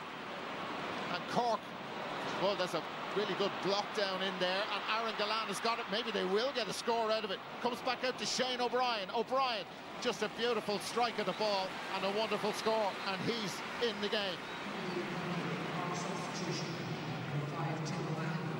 Yeah. Lovely finish by O'Brien at the end of that. You know, things can happen in the game of hurling. So Tim O'Mahony off. Needs some Toomey, yeah. And he's kind of, certainly when you wouldn't, maybe you don't realise it today, but he's been a loss to the starting team. He's a big player. Had a concussion issue earlier on in the year and was out of contention for selection. That was wonderful from Dermot Burns. Now, Limerick, there's some space. There is some space. Cathal O'Neill on their way, and the shot on the way from Adam English, who's come on the field, and that's gone wide. Yeah, and he's made a big impact all summer, you know, coming on, scoring 3 and 4 points a game. That's a poor enough miss at this stage of the game. Collins seeking out Alan Connolly. The movement from the Cork forwards to get themselves, or attempt to get themselves free for Collins' puck out, has been superb. Okay, it's gone against him. No, it's not. It's going to be... Yeah, they got the line. They got the line ball, yeah, and Sean Finn just used his strength. He did lean in a bit behind. Okay.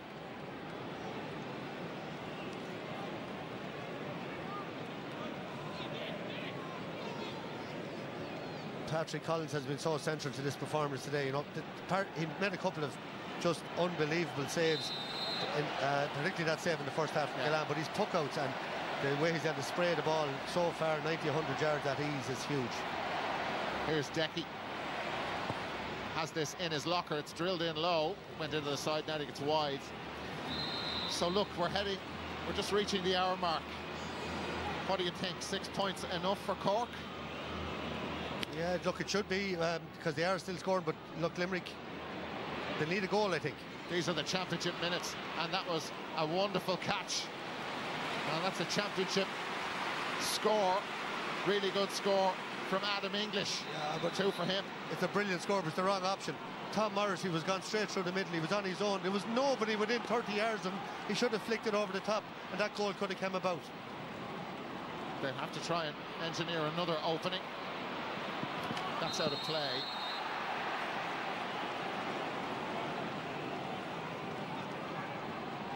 So, 5 points. Cork can't stop now, you know. No, they got to keep it going, yeah. So Limerick will stay going. They're great champions.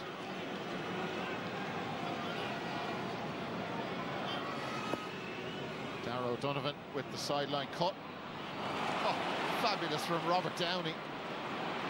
Downey managed to get the ball away, and Cork are on the attack again. Just 2 in the full forward line. Hayes is hanging around behind. Ball squirts loose. Dan Morrissey takes it up. Alan Connolly not going to let him get out easy. Even those tackles, I know it's a foul, but just all takes energy. It takes effort, strength. Limerick with the free, and the referee is going to take the notebook out. Well, even though it's 100 yards from his own goal, it is a bit cynical, and the referee has judged it to be that. Cork are bringing in Shane Kingston.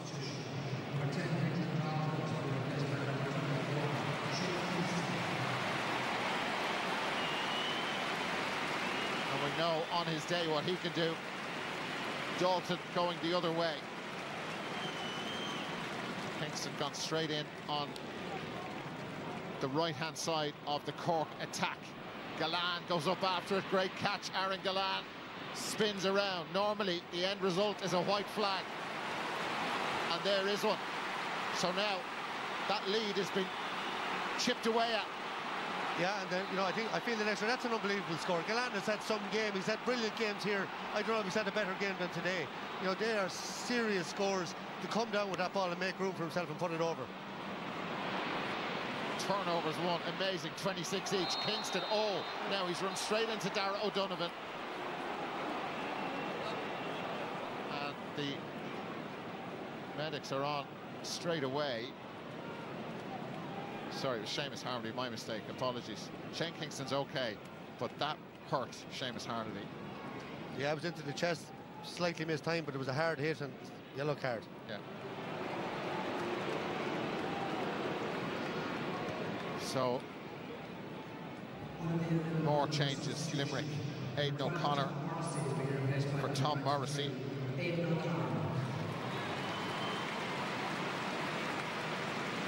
So if we've been looking at these guys, they're all the new breed.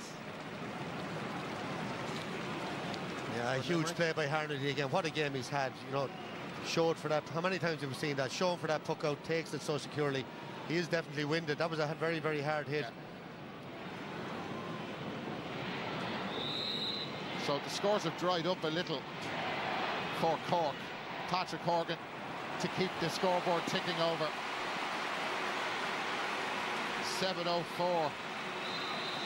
Yeah, that's a big one now. That's a big one. 5 again. And the clock is not Limerick's friend at this moment in time. Certainly not when Seamus Harnedy is back in the game, and it's 2v2 back there. A big hand goes up for Hayes. Hayes spins. Hayes! Point! He would have loved a goal, but right now they'll take whatever is in front of them. Yeah, that was a great win again. And this Seamus Harnedy again, directing a long ball, 2-on-2 inside. Hayes brilliant in the air. Cork called for home now. And they win the Limerick puck out, and the referee he's called that as a throw. He's called that as a throw against Ethan Toomey. Look, he's in a good position. I know we've been talking about this stuff all day. It's the image you present the referee. He looks at it in real time. We can look at it backwards, upside down, whatever.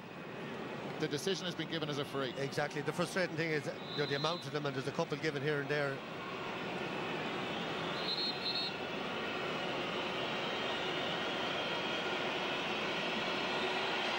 So Galan with their 26th point, and you know, Limerick a lot of times talk about getting to 30 points and it wins most matches. That's not going to do today. Was this a throw?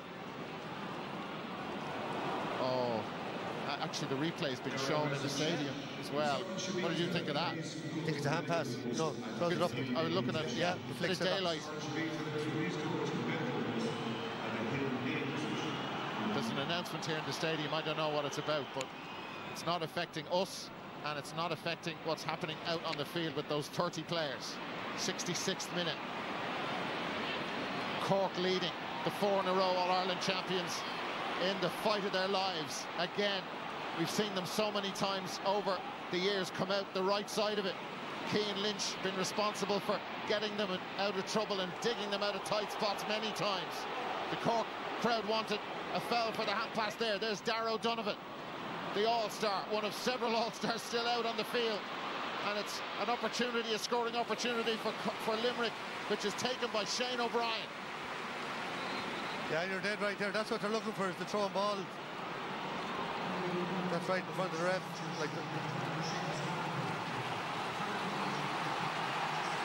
So Robbie O'Flynn on for Seamus Harnedy, who's put in so shift for his county today. He has been unbelievable. It's just purely fresh legs. Robbie O'Flynn, Shane Kingston, they're there now. They have massive pace.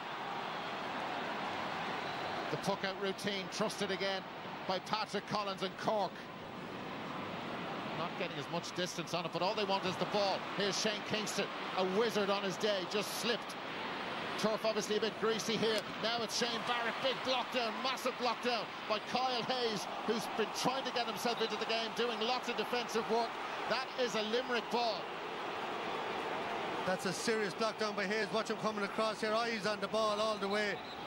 Oh, but Garrod Hegarty tried to take that quickly, and I think he may be glad that it was pulled back, because I thought he was going to lose possession of the ball for his team. Now we're going to throw it in to restart. The ref didn't agree, I think, with Limerick getting the ball. He threw it in. Here's Garrod Hegarty. They have the ball now. Dan Morrissey. Morrissey just belted that up the field. It's 3-on-3 up there.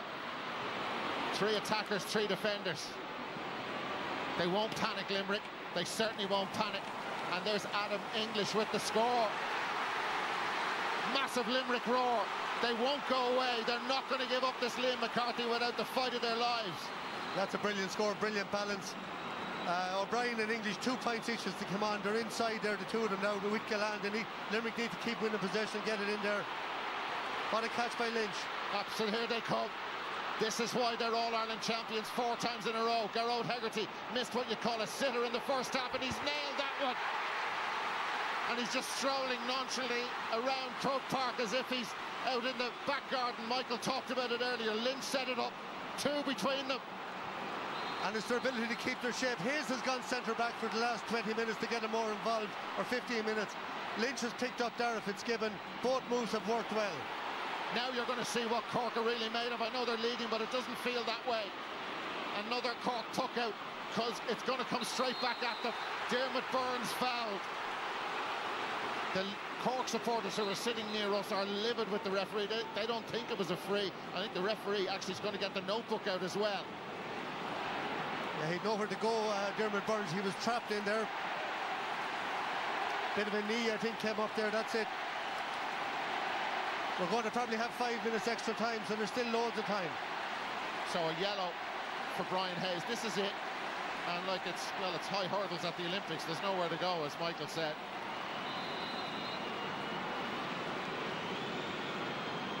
Dermot Burns, he can't be thinking about, well, look, he'll drop it in around and see what happens. Last minute of the 70, plus possibly 5.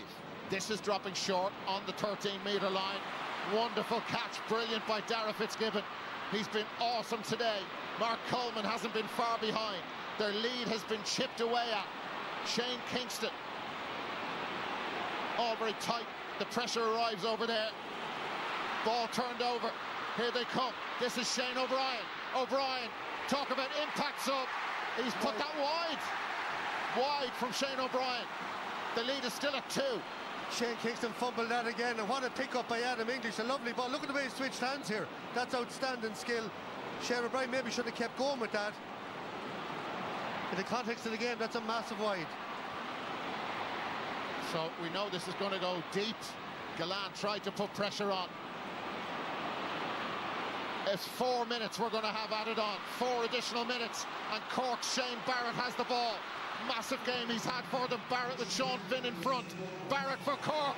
Barrett takes on the effort. He's hit the post, but it comes back down. Hoggy with the shot. What a save by Nicky Quaid. Horgan didn't catch hold of it, and Limerick a mess at the back as they try and clear the ball. Frantic stuff, and Cathal O'Neill has got it for Limerick, and out they come. They could have considered a goal down the other end. Here's the reply. This is Aidan O'Connor. O'Connor from 55 metres away, and Aidan O'Connor has missed. Huge miss. That was an unbelievable passage of play. Off the post, Patrick Horgan. Look at the reaction from Horgan. But Nicky Quaid did what Collins did in the first half. He threw his body on the line. Fergal O'Connor with a wide lance coming off his shoulder, left, right and centre, and he went for a bit of a pot shot. Wrong option. For epic, let's have monumental, let's have Herculean. That's what it's been all the way through. And Limerick are not done. Cathal O'Neill. O'Neill launching it in on top of Galland. This is pressure for Collins, and it breaks loose. It's gone wide. No, it's still in play. Now it's wide. Now it's wide. It's not a 65. It is wide. Oh, Cathal O'Neill's ball. It was neither a ball in or a shot for a score. It went too far. Gallan wanted that coming 5 yards short, and he could go out and field it off his legs and out wide. Look at that clock, top left-hand corner of your screen. If you're from Cork, those seconds will feel like minutes, the minutes, hours, you know, all that sort of stuff. Declan Hannon for Limerick. They've one hand on the Liam McCarthy. Can Cork grab it out of their hands and take the place in the final? That's awesome from Niall O'Leary. And O'Leary has been fouled. He's been fouled by Garrod Hegarty. Hegarty, the referee's got the notebook out, so more seconds will go as Cork get ready to take this free, and they get ready to bring Padraig Power from Blarney on for Patrick Horgan. And he's saying the free, I need to take the free. Declan Dalton's off, Patrick Horgan's off. Who takes the free? Yeah, that's a really good point. I should have delayed it for 10 seconds. Well, who is going to take the free? Horgan has gone off. And look at all these seconds disappearing. The little bit of confusion from a Cork perspective, that's what they want. Now they're going to have to get somebody. Patrick Horgan will not be back on. So 2 points between them. Mark Coleman took about 5 yards there as well. There's confirmation of Hegarty's cards. Limerick, well, if this goes over, if's a huge word. Coleman drills it in, and it's not going to go over. It's going to stay at a 2-point game. So Limerick, and look, you got to go for goal now to win it, do you? The clearance doesn't find a Limerick man, and here come Cork again. Ahead of the meeting in Páirc Uí Chaoimh, they were in danger of going out of the Munster Championship. There would have been massive pressure on Pat Ryan had they lost that day. They put in a performance for the ages, and this one probably even better than that when you consider the context, you consider the setting, the occasion, what's at stake. A place in the All-Ireland final. Cork haven't scored since the 64th minute. And the rebel roar again is all around Croke Park. Half a minute left. Yeah, John Kiley is arguing with the fourth official, Thomas Leasley. They said we need more time here. This has been delayed all over the place. Well, there have been all sorts of delays. And Cian Lynch is fouled. So we'll go past the 4 minutes. There's no question about that. But Limerick, their grip on that trophy, it really is slipping. It's definitely good. This is going in around the house from Diarmuid Burns. A goal now would win it. Lynch went up after it. Downey kind of fluffed it a bit, but he's held on to it, and Collins gets ready to clear. Shane Kingston, they were taken asunder, torn apart, humiliated in 2021, and they've won it here. Cork are through to the All-Ireland final, and Limerick's bid for 5 in a row ends in the semi-final. There will be no history for them. They made history in Munster, but there's no history coming as they 5 in a row All-Ireland hurling champions. They have been awesome champions, a brilliant, brilliant team. But today, they came up against a better team, and Cork have won. Darragh, what a game of hurling. It was unbelievable from start to finish.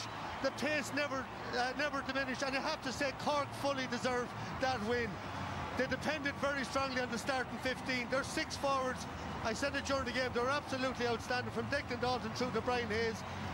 They were just unreal right throughout the field. Patrick Collins and goals. It was one of the best team performances I've seen, and it took it to take down Limerick, who have been brilliant champions. This 5 in a row is so hard to do.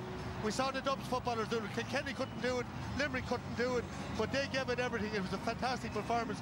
But Cork marched on out to play Clare, repeated the 13 final, which was it 13 or 14? I can't remember. 13. It went to a replay. Went to a replay, yeah.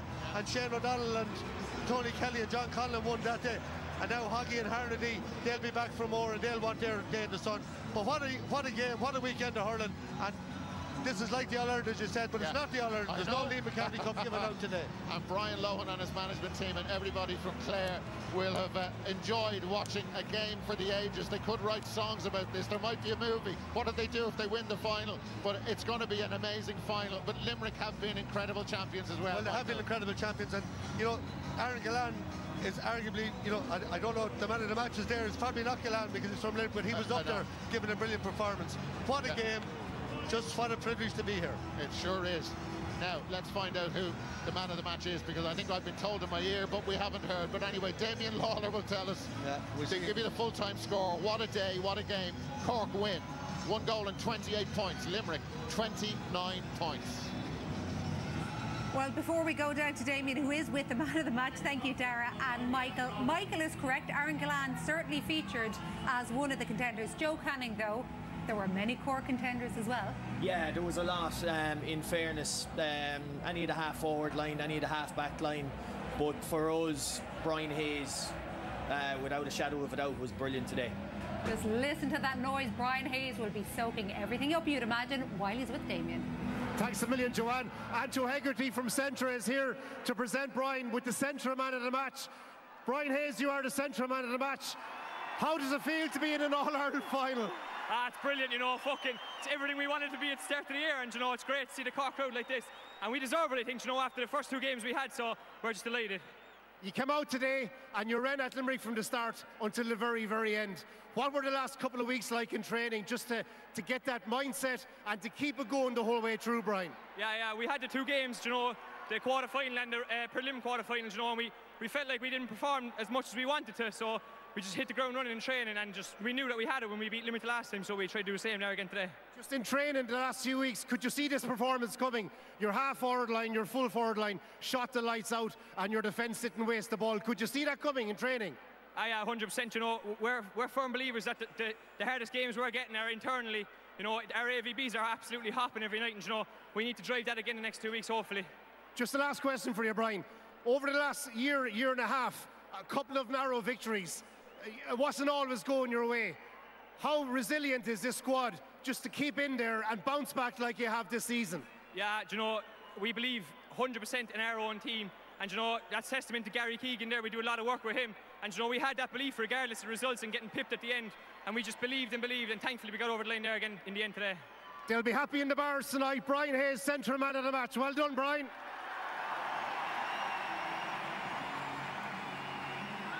Yeah, well done to Brian Hayes and to Cork, ending history makers. Limerick, they've obviously done the 6 in a row in Munster, but there will be no 5 in a row for John Kiely. Brian Hayes might get in a bit of trouble when he gets home. but Ursula, he may have earned it. I think so. Look, to be honest, it was a privilege just to watch that game today. Game of the year, all credit to Cork, you know, to beat Limerick once in a year, but to do it twice, and they just had all the energy, all the answers today. Some of the players that stood up, like Seamus Harnedy, Brian Hayes, like no one was, there were so many leaders out on that pitch, even at the end, like Patrick Collins in the goal, you know, he made a couple of outstanding saves, his puck outs were excellent, and he laid the platform for Cork's win today. But like, a joy to watch that game was. It was the game of the year, and like, credit to Limerick too, they came back fighting right to the end, and so little between them. Before we get a reaction from Liam, let's get a reaction from the winning manager today. That is Cork's Pat Ryan. Pat, this performance from start to finish was incredible. Could you see that coming yourself on the training field? Yeah, look, we knew we were going to perform, but like, this is a fantastic Limerick team, and, you know, look, we'll celebrate our victory. But what a team they've been for the last 7-8 years. Look, they're driving the standards. We're all trying to catch up with them, and look, they've drove. Look, you see the way they brought the game to, the way they play the game, and look, they've been brilliant champions, and they've given great joy to Limerick, and fair play to them. Well said. Just in the first half and in the second half, you got off to great starts. They clawed it back time and time again. What were you thinking at that stage? Because you only brought on 2 subs. You had full faith in the guys that you had out there, Pat. Look, we thought they were going to come back and beat us like they do with everyone. Look, but that's our fellas stuck in there, like, and really grounded out. A couple of lads came on, made a bit of a difference for us. But look, we've nothing won. We're into an All-Ireland final. Look, lads will celebrate tonight, because look, we have to celebrate all your victories in amateur sport, and fellas will really enjoy it. And look, we look after what happens with Clare next week. Just, I know nothing won yet, but in terms of the space that you made for your forwards, Pat, looking at your half-forward line, your full-forward line, especially down the left-hand side, you must have been working so hard on that. Yeah, look, we've got plenty of pace and plenty of thing, but look, if you're honest, look, Limerick cut us open as well at times, and Patrick made a couple of great saves and a couple of great last-ditch blocks by our defenders, but look, we're just delighted to get over it. Thanks for your time, Pat. Thanks very much, David. Well, they're certainly celebrating it on the hill, that's for sure. Try to stay safe, please, out there. They are enjoying every moment of that. And Interesting that Pat Ryan mentions that it's important to celebrate your victories. Is there a small little dig at anybody who perhaps criticised them for their celebrations after that famous night down in Cork 8 weeks ago? No, I don't think so. I think Pat is very clear that, you know, these guys need to enjoy their hurling. I know when they beat Tipperary, they all went into the Sarsfield Centre and had a few drinks and blended in with the crowd, because I think he wants that to be part of this Cork team. But you have to give this team great credit, and both teams deserve great credit, because Limerick didn't lose because they didn't show up. Limerick lost because Cork came. I passed out the Cork bus today and it says born to play. Well, my God, did they play today. They were outstanding, and we talked early on at half-time, Joanne, we spoke about that third quarter. From the 35th minute to the 47th minute, Cork put 10 points on the board to Limerick's 3, and that's the period where they won the match, and they deserve great credit. And also I want to acknowledge the matchups. You know, I think, you know, he pushed Kieran Joyce back to wing back, and he done a superb job in Garrod Hegarty, who was outstanding throughout the Munster Championship, but he managed to quieten him. I think, again, Tim O'Mahony came to midfield, and for long periods while he was on the pitch, he really done a great job in Cian Lynch. So, and the two Downies, I mean, I've been very critical of that defensive spine, but you have to say Owen Downey and Robert Downey caught some serious ball out of the sky today, and that's a huge relief to the rest of the defence. So overall, it wasn't that Limerick didn't show up. They're out of the championship because, my God, did Cork show up today. And you can see Limerick there, they're staying around to applaud their fans, who've been such brilliant followers, skint since 2018, as they told us in their banner before the throw-in. But Joe, we did speak about the Cork following and how they've just stayed behind this team. When they were playing Tipperary down in Thurles, there was barely a Tip fan to be seen, and now they are getting their rewards. Yeah, exactly. And could you imagine this after the first 2 rounds of the Munster Championship? Do you know, they had to play Limerick down in Páirc Uí Chaoimh, or they were out. They were gone if they lost that. And until they got it was what, 73rd, 4th minute when they went ahead again and won the game. So it's fine, very fine margins that can like tip it to a successful year or a really bad year. Because I think they can thank Tipperary for that 1-1 in the last few minutes. Down the Walsh Park there, that 1-1 is the reason why Cork are in All-Ireland final. But they've turned around the year, and fair play to them. And do you know what? They're playing a different type of a game plan than anybody else with the 3 inside. And at the start of the second half, every puck out went long down on top of Brian Hayes, and they got breaks off it and they got scores. Every puck out went just straight, route 1. Old school enough, but it works for them. And fair play. Isn't that something that has been said for the last number of years? Everybody's trying to emulate Limerick. Everybody's trying to think of how to stop it. And you're not going to beat Limerick by trying to emulate them. And Cork did their thing, what suited them and their style. And the aerial brilliance. Well, they're certainly celebrating it on the hill, that's for sure. Try to stay safe, please, out there. They are enjoying every moment of that. And interesting that Pat Ryan mentions that it's important to celebrate your victories. Is there a small little dig at anybody who perhaps criticised them for their celebrations after that famous night down in Páirc Uí Chaoimh 8 weeks ago? No, I don't think so. I think Pat is very clear that, you know, these guys need to enjoy their hurling. I know when they beat Tipperary, they all went into the Sarsfield Centre and had a few drinks and blended in with the crowd, because I think he wants that to be part of this Cork team. But you have to give this team great credit, and both teams deserve great credit, because Limerick didn't lose because they didn't show up. Limerick lost because Cork came. I passed out the Cork bus today and it says born to play. Well, my God, did they play today. They were outstanding, and we talked early on at half-time, Joanne, we spoke about that third quarter. From the 35th minute to the 47th minute, Cork put 10 points on the board to Limerick's 3, and that's the period where they won the match, and they deserve great credit. And also I want to acknowledge the matchups.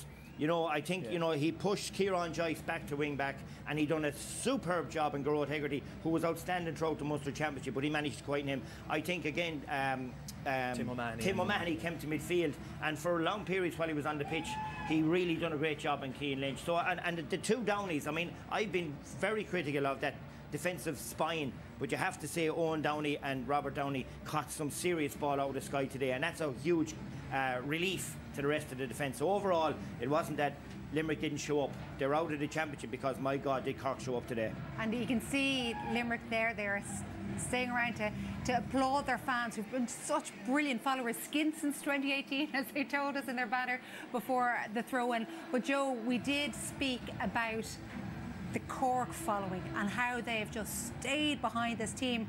When they were playing Tipperary down in Thurles, there was barely a Tip fan to be seen, and now they're getting their rewards. Yeah, exactly. And could you imagine this after the first 2 rounds of the Munster Championship?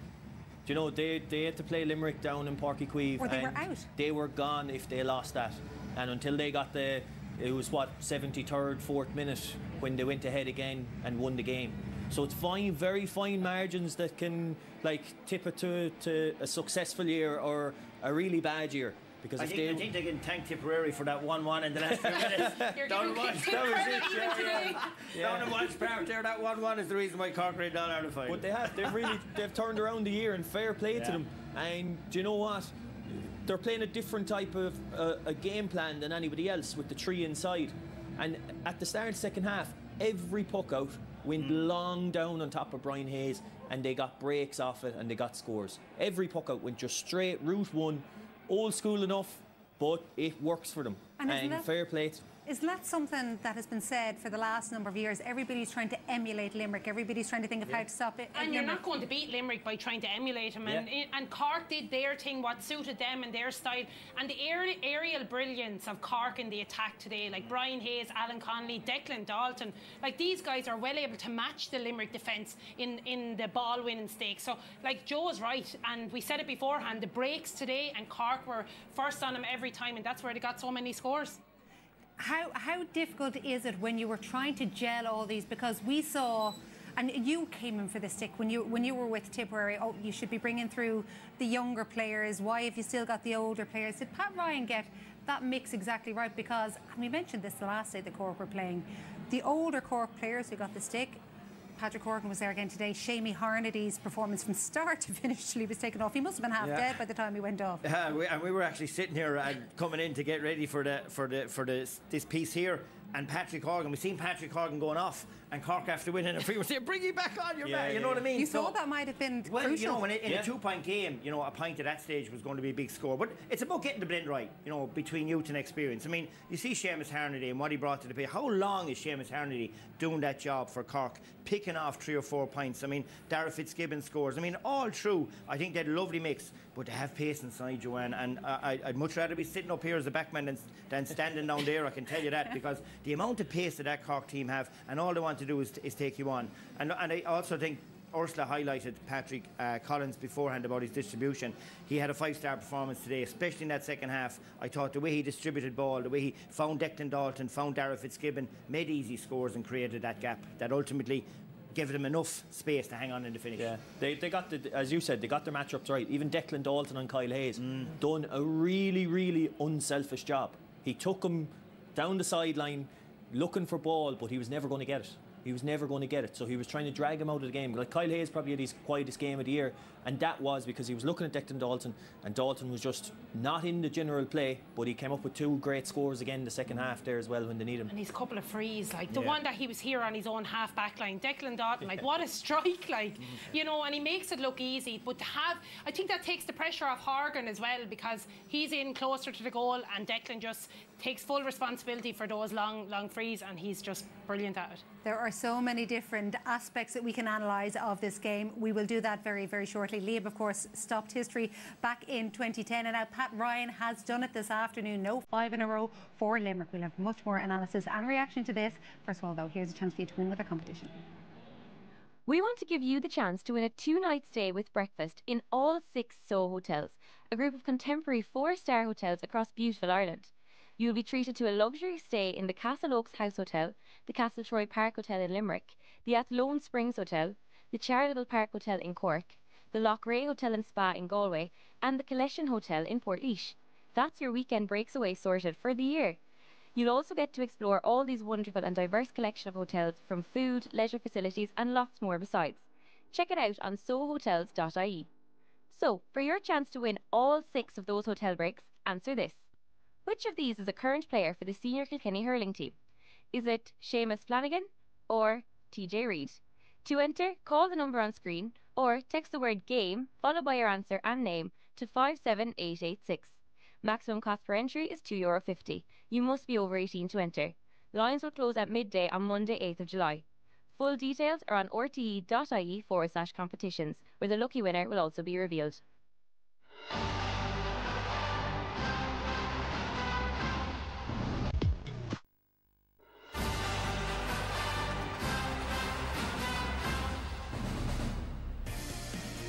They did it on their home patch, and now they've done it at Croke Park. It was said that Declan Hannon's team couldn't be beaten at this venue, but Cork have done it at home, and now they've done it in Croker as well.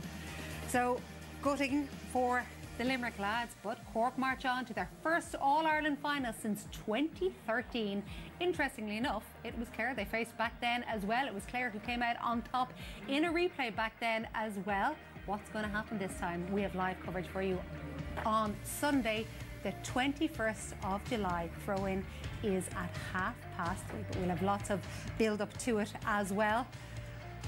Of course, next week as well, we don't have Kerry against Derry. That's already happened. So we will have football semi-finals for you next weekend, as well as the Tailteann Cup final. Let's talk about this All-Ireland semi-final and the platform upon which Cork won this. And in the second half, you mentioned the performance of Patrick Collins, how key his puck-outs were, but that half-forward line as well.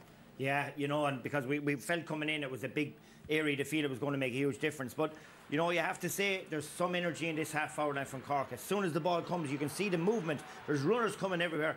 And this guy, Shane Barrett, he had 2:13 scored before the game today. He's got another 3 points today. This guy is having some season because he's busy all the time. And again, they're able to work it out. I thought their use of the ball was very good in that period early in the second half. Here he is again, making the step.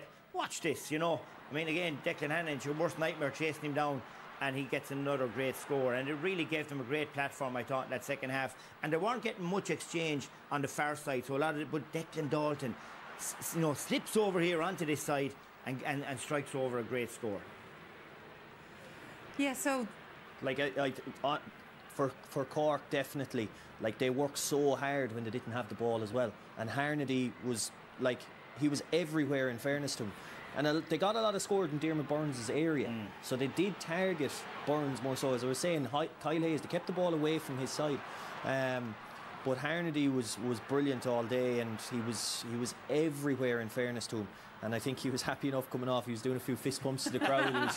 We were worried. I was worried because sometimes, like, there was still like only 4 a couple minutes. of points, yeah. I think it was 65 minutes gone. Yeah. So like, there was still loads of time. Imagine if Limerick came back and won the game. You'd be like, Burns didn't mind him going off either. In fairness, I think his intention was, come on, like, we're just get the crowd up. I think it was to bring the crowd with him for that. Yeah. He knew that Limerick were far from a beaten docket, and I think it wasn't to throw it in their face. I think it was to try and catch him. It was almost immediately after that Kyle Hayes pulled off this unbelievable block back in his own defence as well. It was almost like a reaction. Yeah, that's it, and that's what you were going to get from Limerick as well towards the end. Limerick are the champions for the reason, you know, they never give up. They'll always believe they can win, and so many times they have come back from maybe 4 or 5 points down, and today again, when they brought on the couple of subs, they made the difference. You know, we got 4 points from Shane O'Brien and Adam English, and you're thinking, my God, are Limerick going to do it again? And probably will regret a couple of the wides they had towards the end. You know, they had 13 overall, and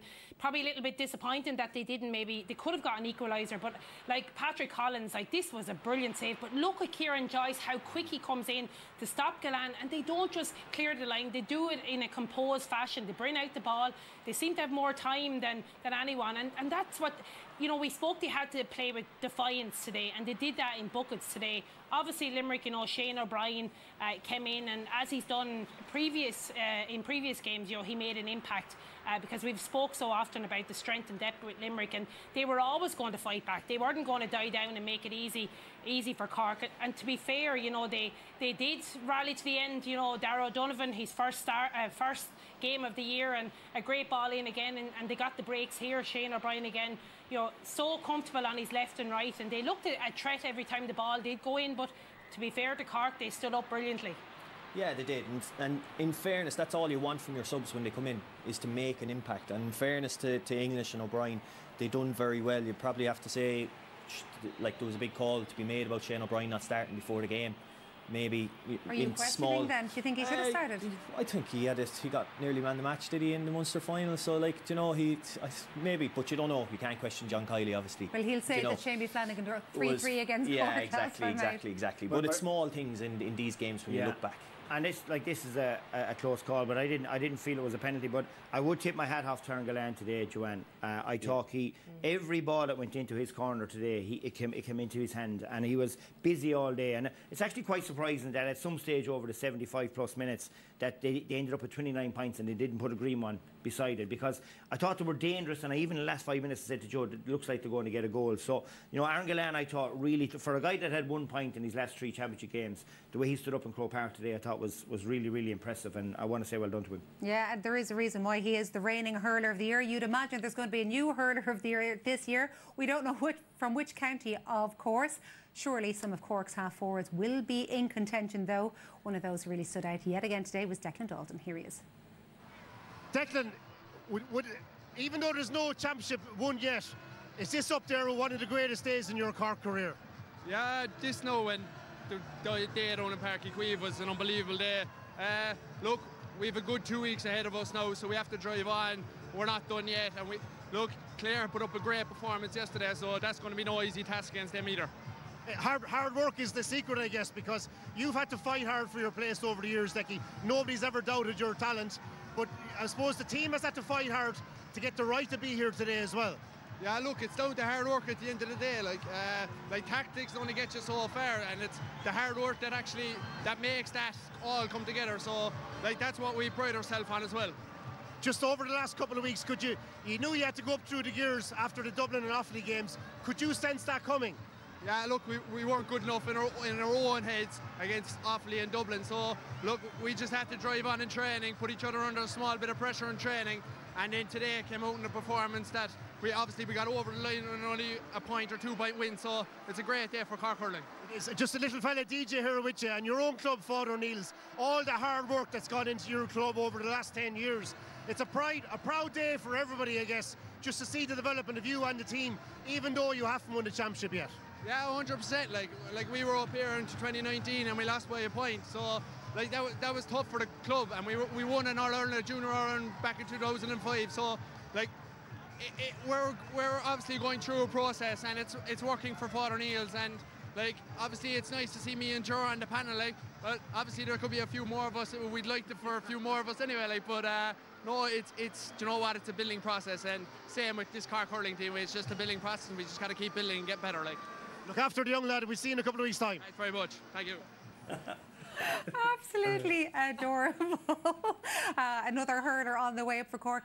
Okay, are Cork now looking at, we've heard Pat Ryan say, we'll celebrate this now, but they have bigger ambitions, right, Joe? So how do you then get everything back, reassess everything and get going for the real deal now? Yeah, they'll probably get back in Tuesday or Wednesday night for training, and there's not going to be much done really. Probably next weekend again they'll have one probably tough training on Saturday or Sunday, and then Tuesday week, Thursday week, very little again. So when you have a 2-week break, it doesn't allow you to get a whole bunch of work done. They'll just need to get all the bodies right, get refreshed, come down again. It's good that they go out tonight and celebrate it, as he said, and because they're not in All-Irelands every year, so you have to celebrate these things. But it's going to be a big build-up, like the whole thing about Patrick Horgan now and stuff like that, and these guys maybe win All-Ireland medal. So yeah, there's a lot of that things that you have to kind of decompress as well and not get sidetracked. But I think ultimately the next 2 weeks about from the shoulders up. There's nothing you're going to do for your physical preparation. And it was interesting that Brian Hayes mentioned Gary Keegan. Gary was with me in 2019, and a really, really superb guy. He's done a lot of work with the Irish rugby team, and you could see that they were primed and they were ready today. And I think he'll be used, I'd say, a bit. I know he's with the Irish rugby team, but it was interesting that he was mentioned. And I think because the danger with All Ireland finals is that you're going to have a massive Cork crowd. All of a sudden it's an occasion. It's not. It's a game where you've got to bring your best performance of the year. And I mean, the energy that Clare have got from yesterday's performance, the relief they had at that final whistle, I said, my God, they're going to come with something. So I think we're set up for a massive final, and both teams come in. But finals take on a different slant, and the next 2 weeks are really important just to get everything right from the shoulders up. Did you just stop yourself from quoting Brian Cody? No. You so did. They do take on a life of their own. You're right, Liam. But Clare will bring a huge crowd as well. The scrap for tickets is going to be unbelievable. I mean, we heard Jackie say yesterday, we said at the start of the programme that Clare's win, that adds a new element to this. This just changes everything, doesn't it? Without, because probably coming into the weekend, everyone was potentially saying, you know, a repeat of the last two All-Irelands of Kilkenny and Limerick, and it just shows anything can happen in the semi-final. But the chaos, the madness, the excitement, the hype, you know, is going to be madness in Clare and Cork. And if it's anything like the 2013 finals, we're in for a real cracking one in 2 weeks' time too. Joe, we're going to talk so much more about both Clare and Cork. So why don't we finish off today? Back in 2018, it was against. Yeah, sorry, yeah. but it was against you. It was against Galway that this unbelievable run began. Yeah. Like, even that day, could you have foreseen what the next few years held? I don't think anybody could foresee what they've done over the last number of years. Like even in Munster alone, with this new round robin, for that alone to what they've achieved over the last number of years, and then obviously with the run for the drive for five or whatever way you want to call it, but the last 4 All-Irelands as well, like they're a phenomenal team. And this won't be the last day. They're still relatively young. You know, there's not too many guys over 30 years of age, and they have younger lads coming, so this is just a blip in the road, and you'll definitely see Limerick back again next year. Unfortunately for the rest of us. Will we see John Kiley and Paul Kinnerk back, though? That is one question. It leaves us with just one day of championship hurling left as well, bar replay. Thank you to Liam, to Ursula and to Joe as well. So what we do know is that there'll be no first ever for Limerick this time round, but there will be an All-Ireland famine-ended, either one of 11 years or one of 19. For everyone else, though, it's a year till Sunday. Bye-bye.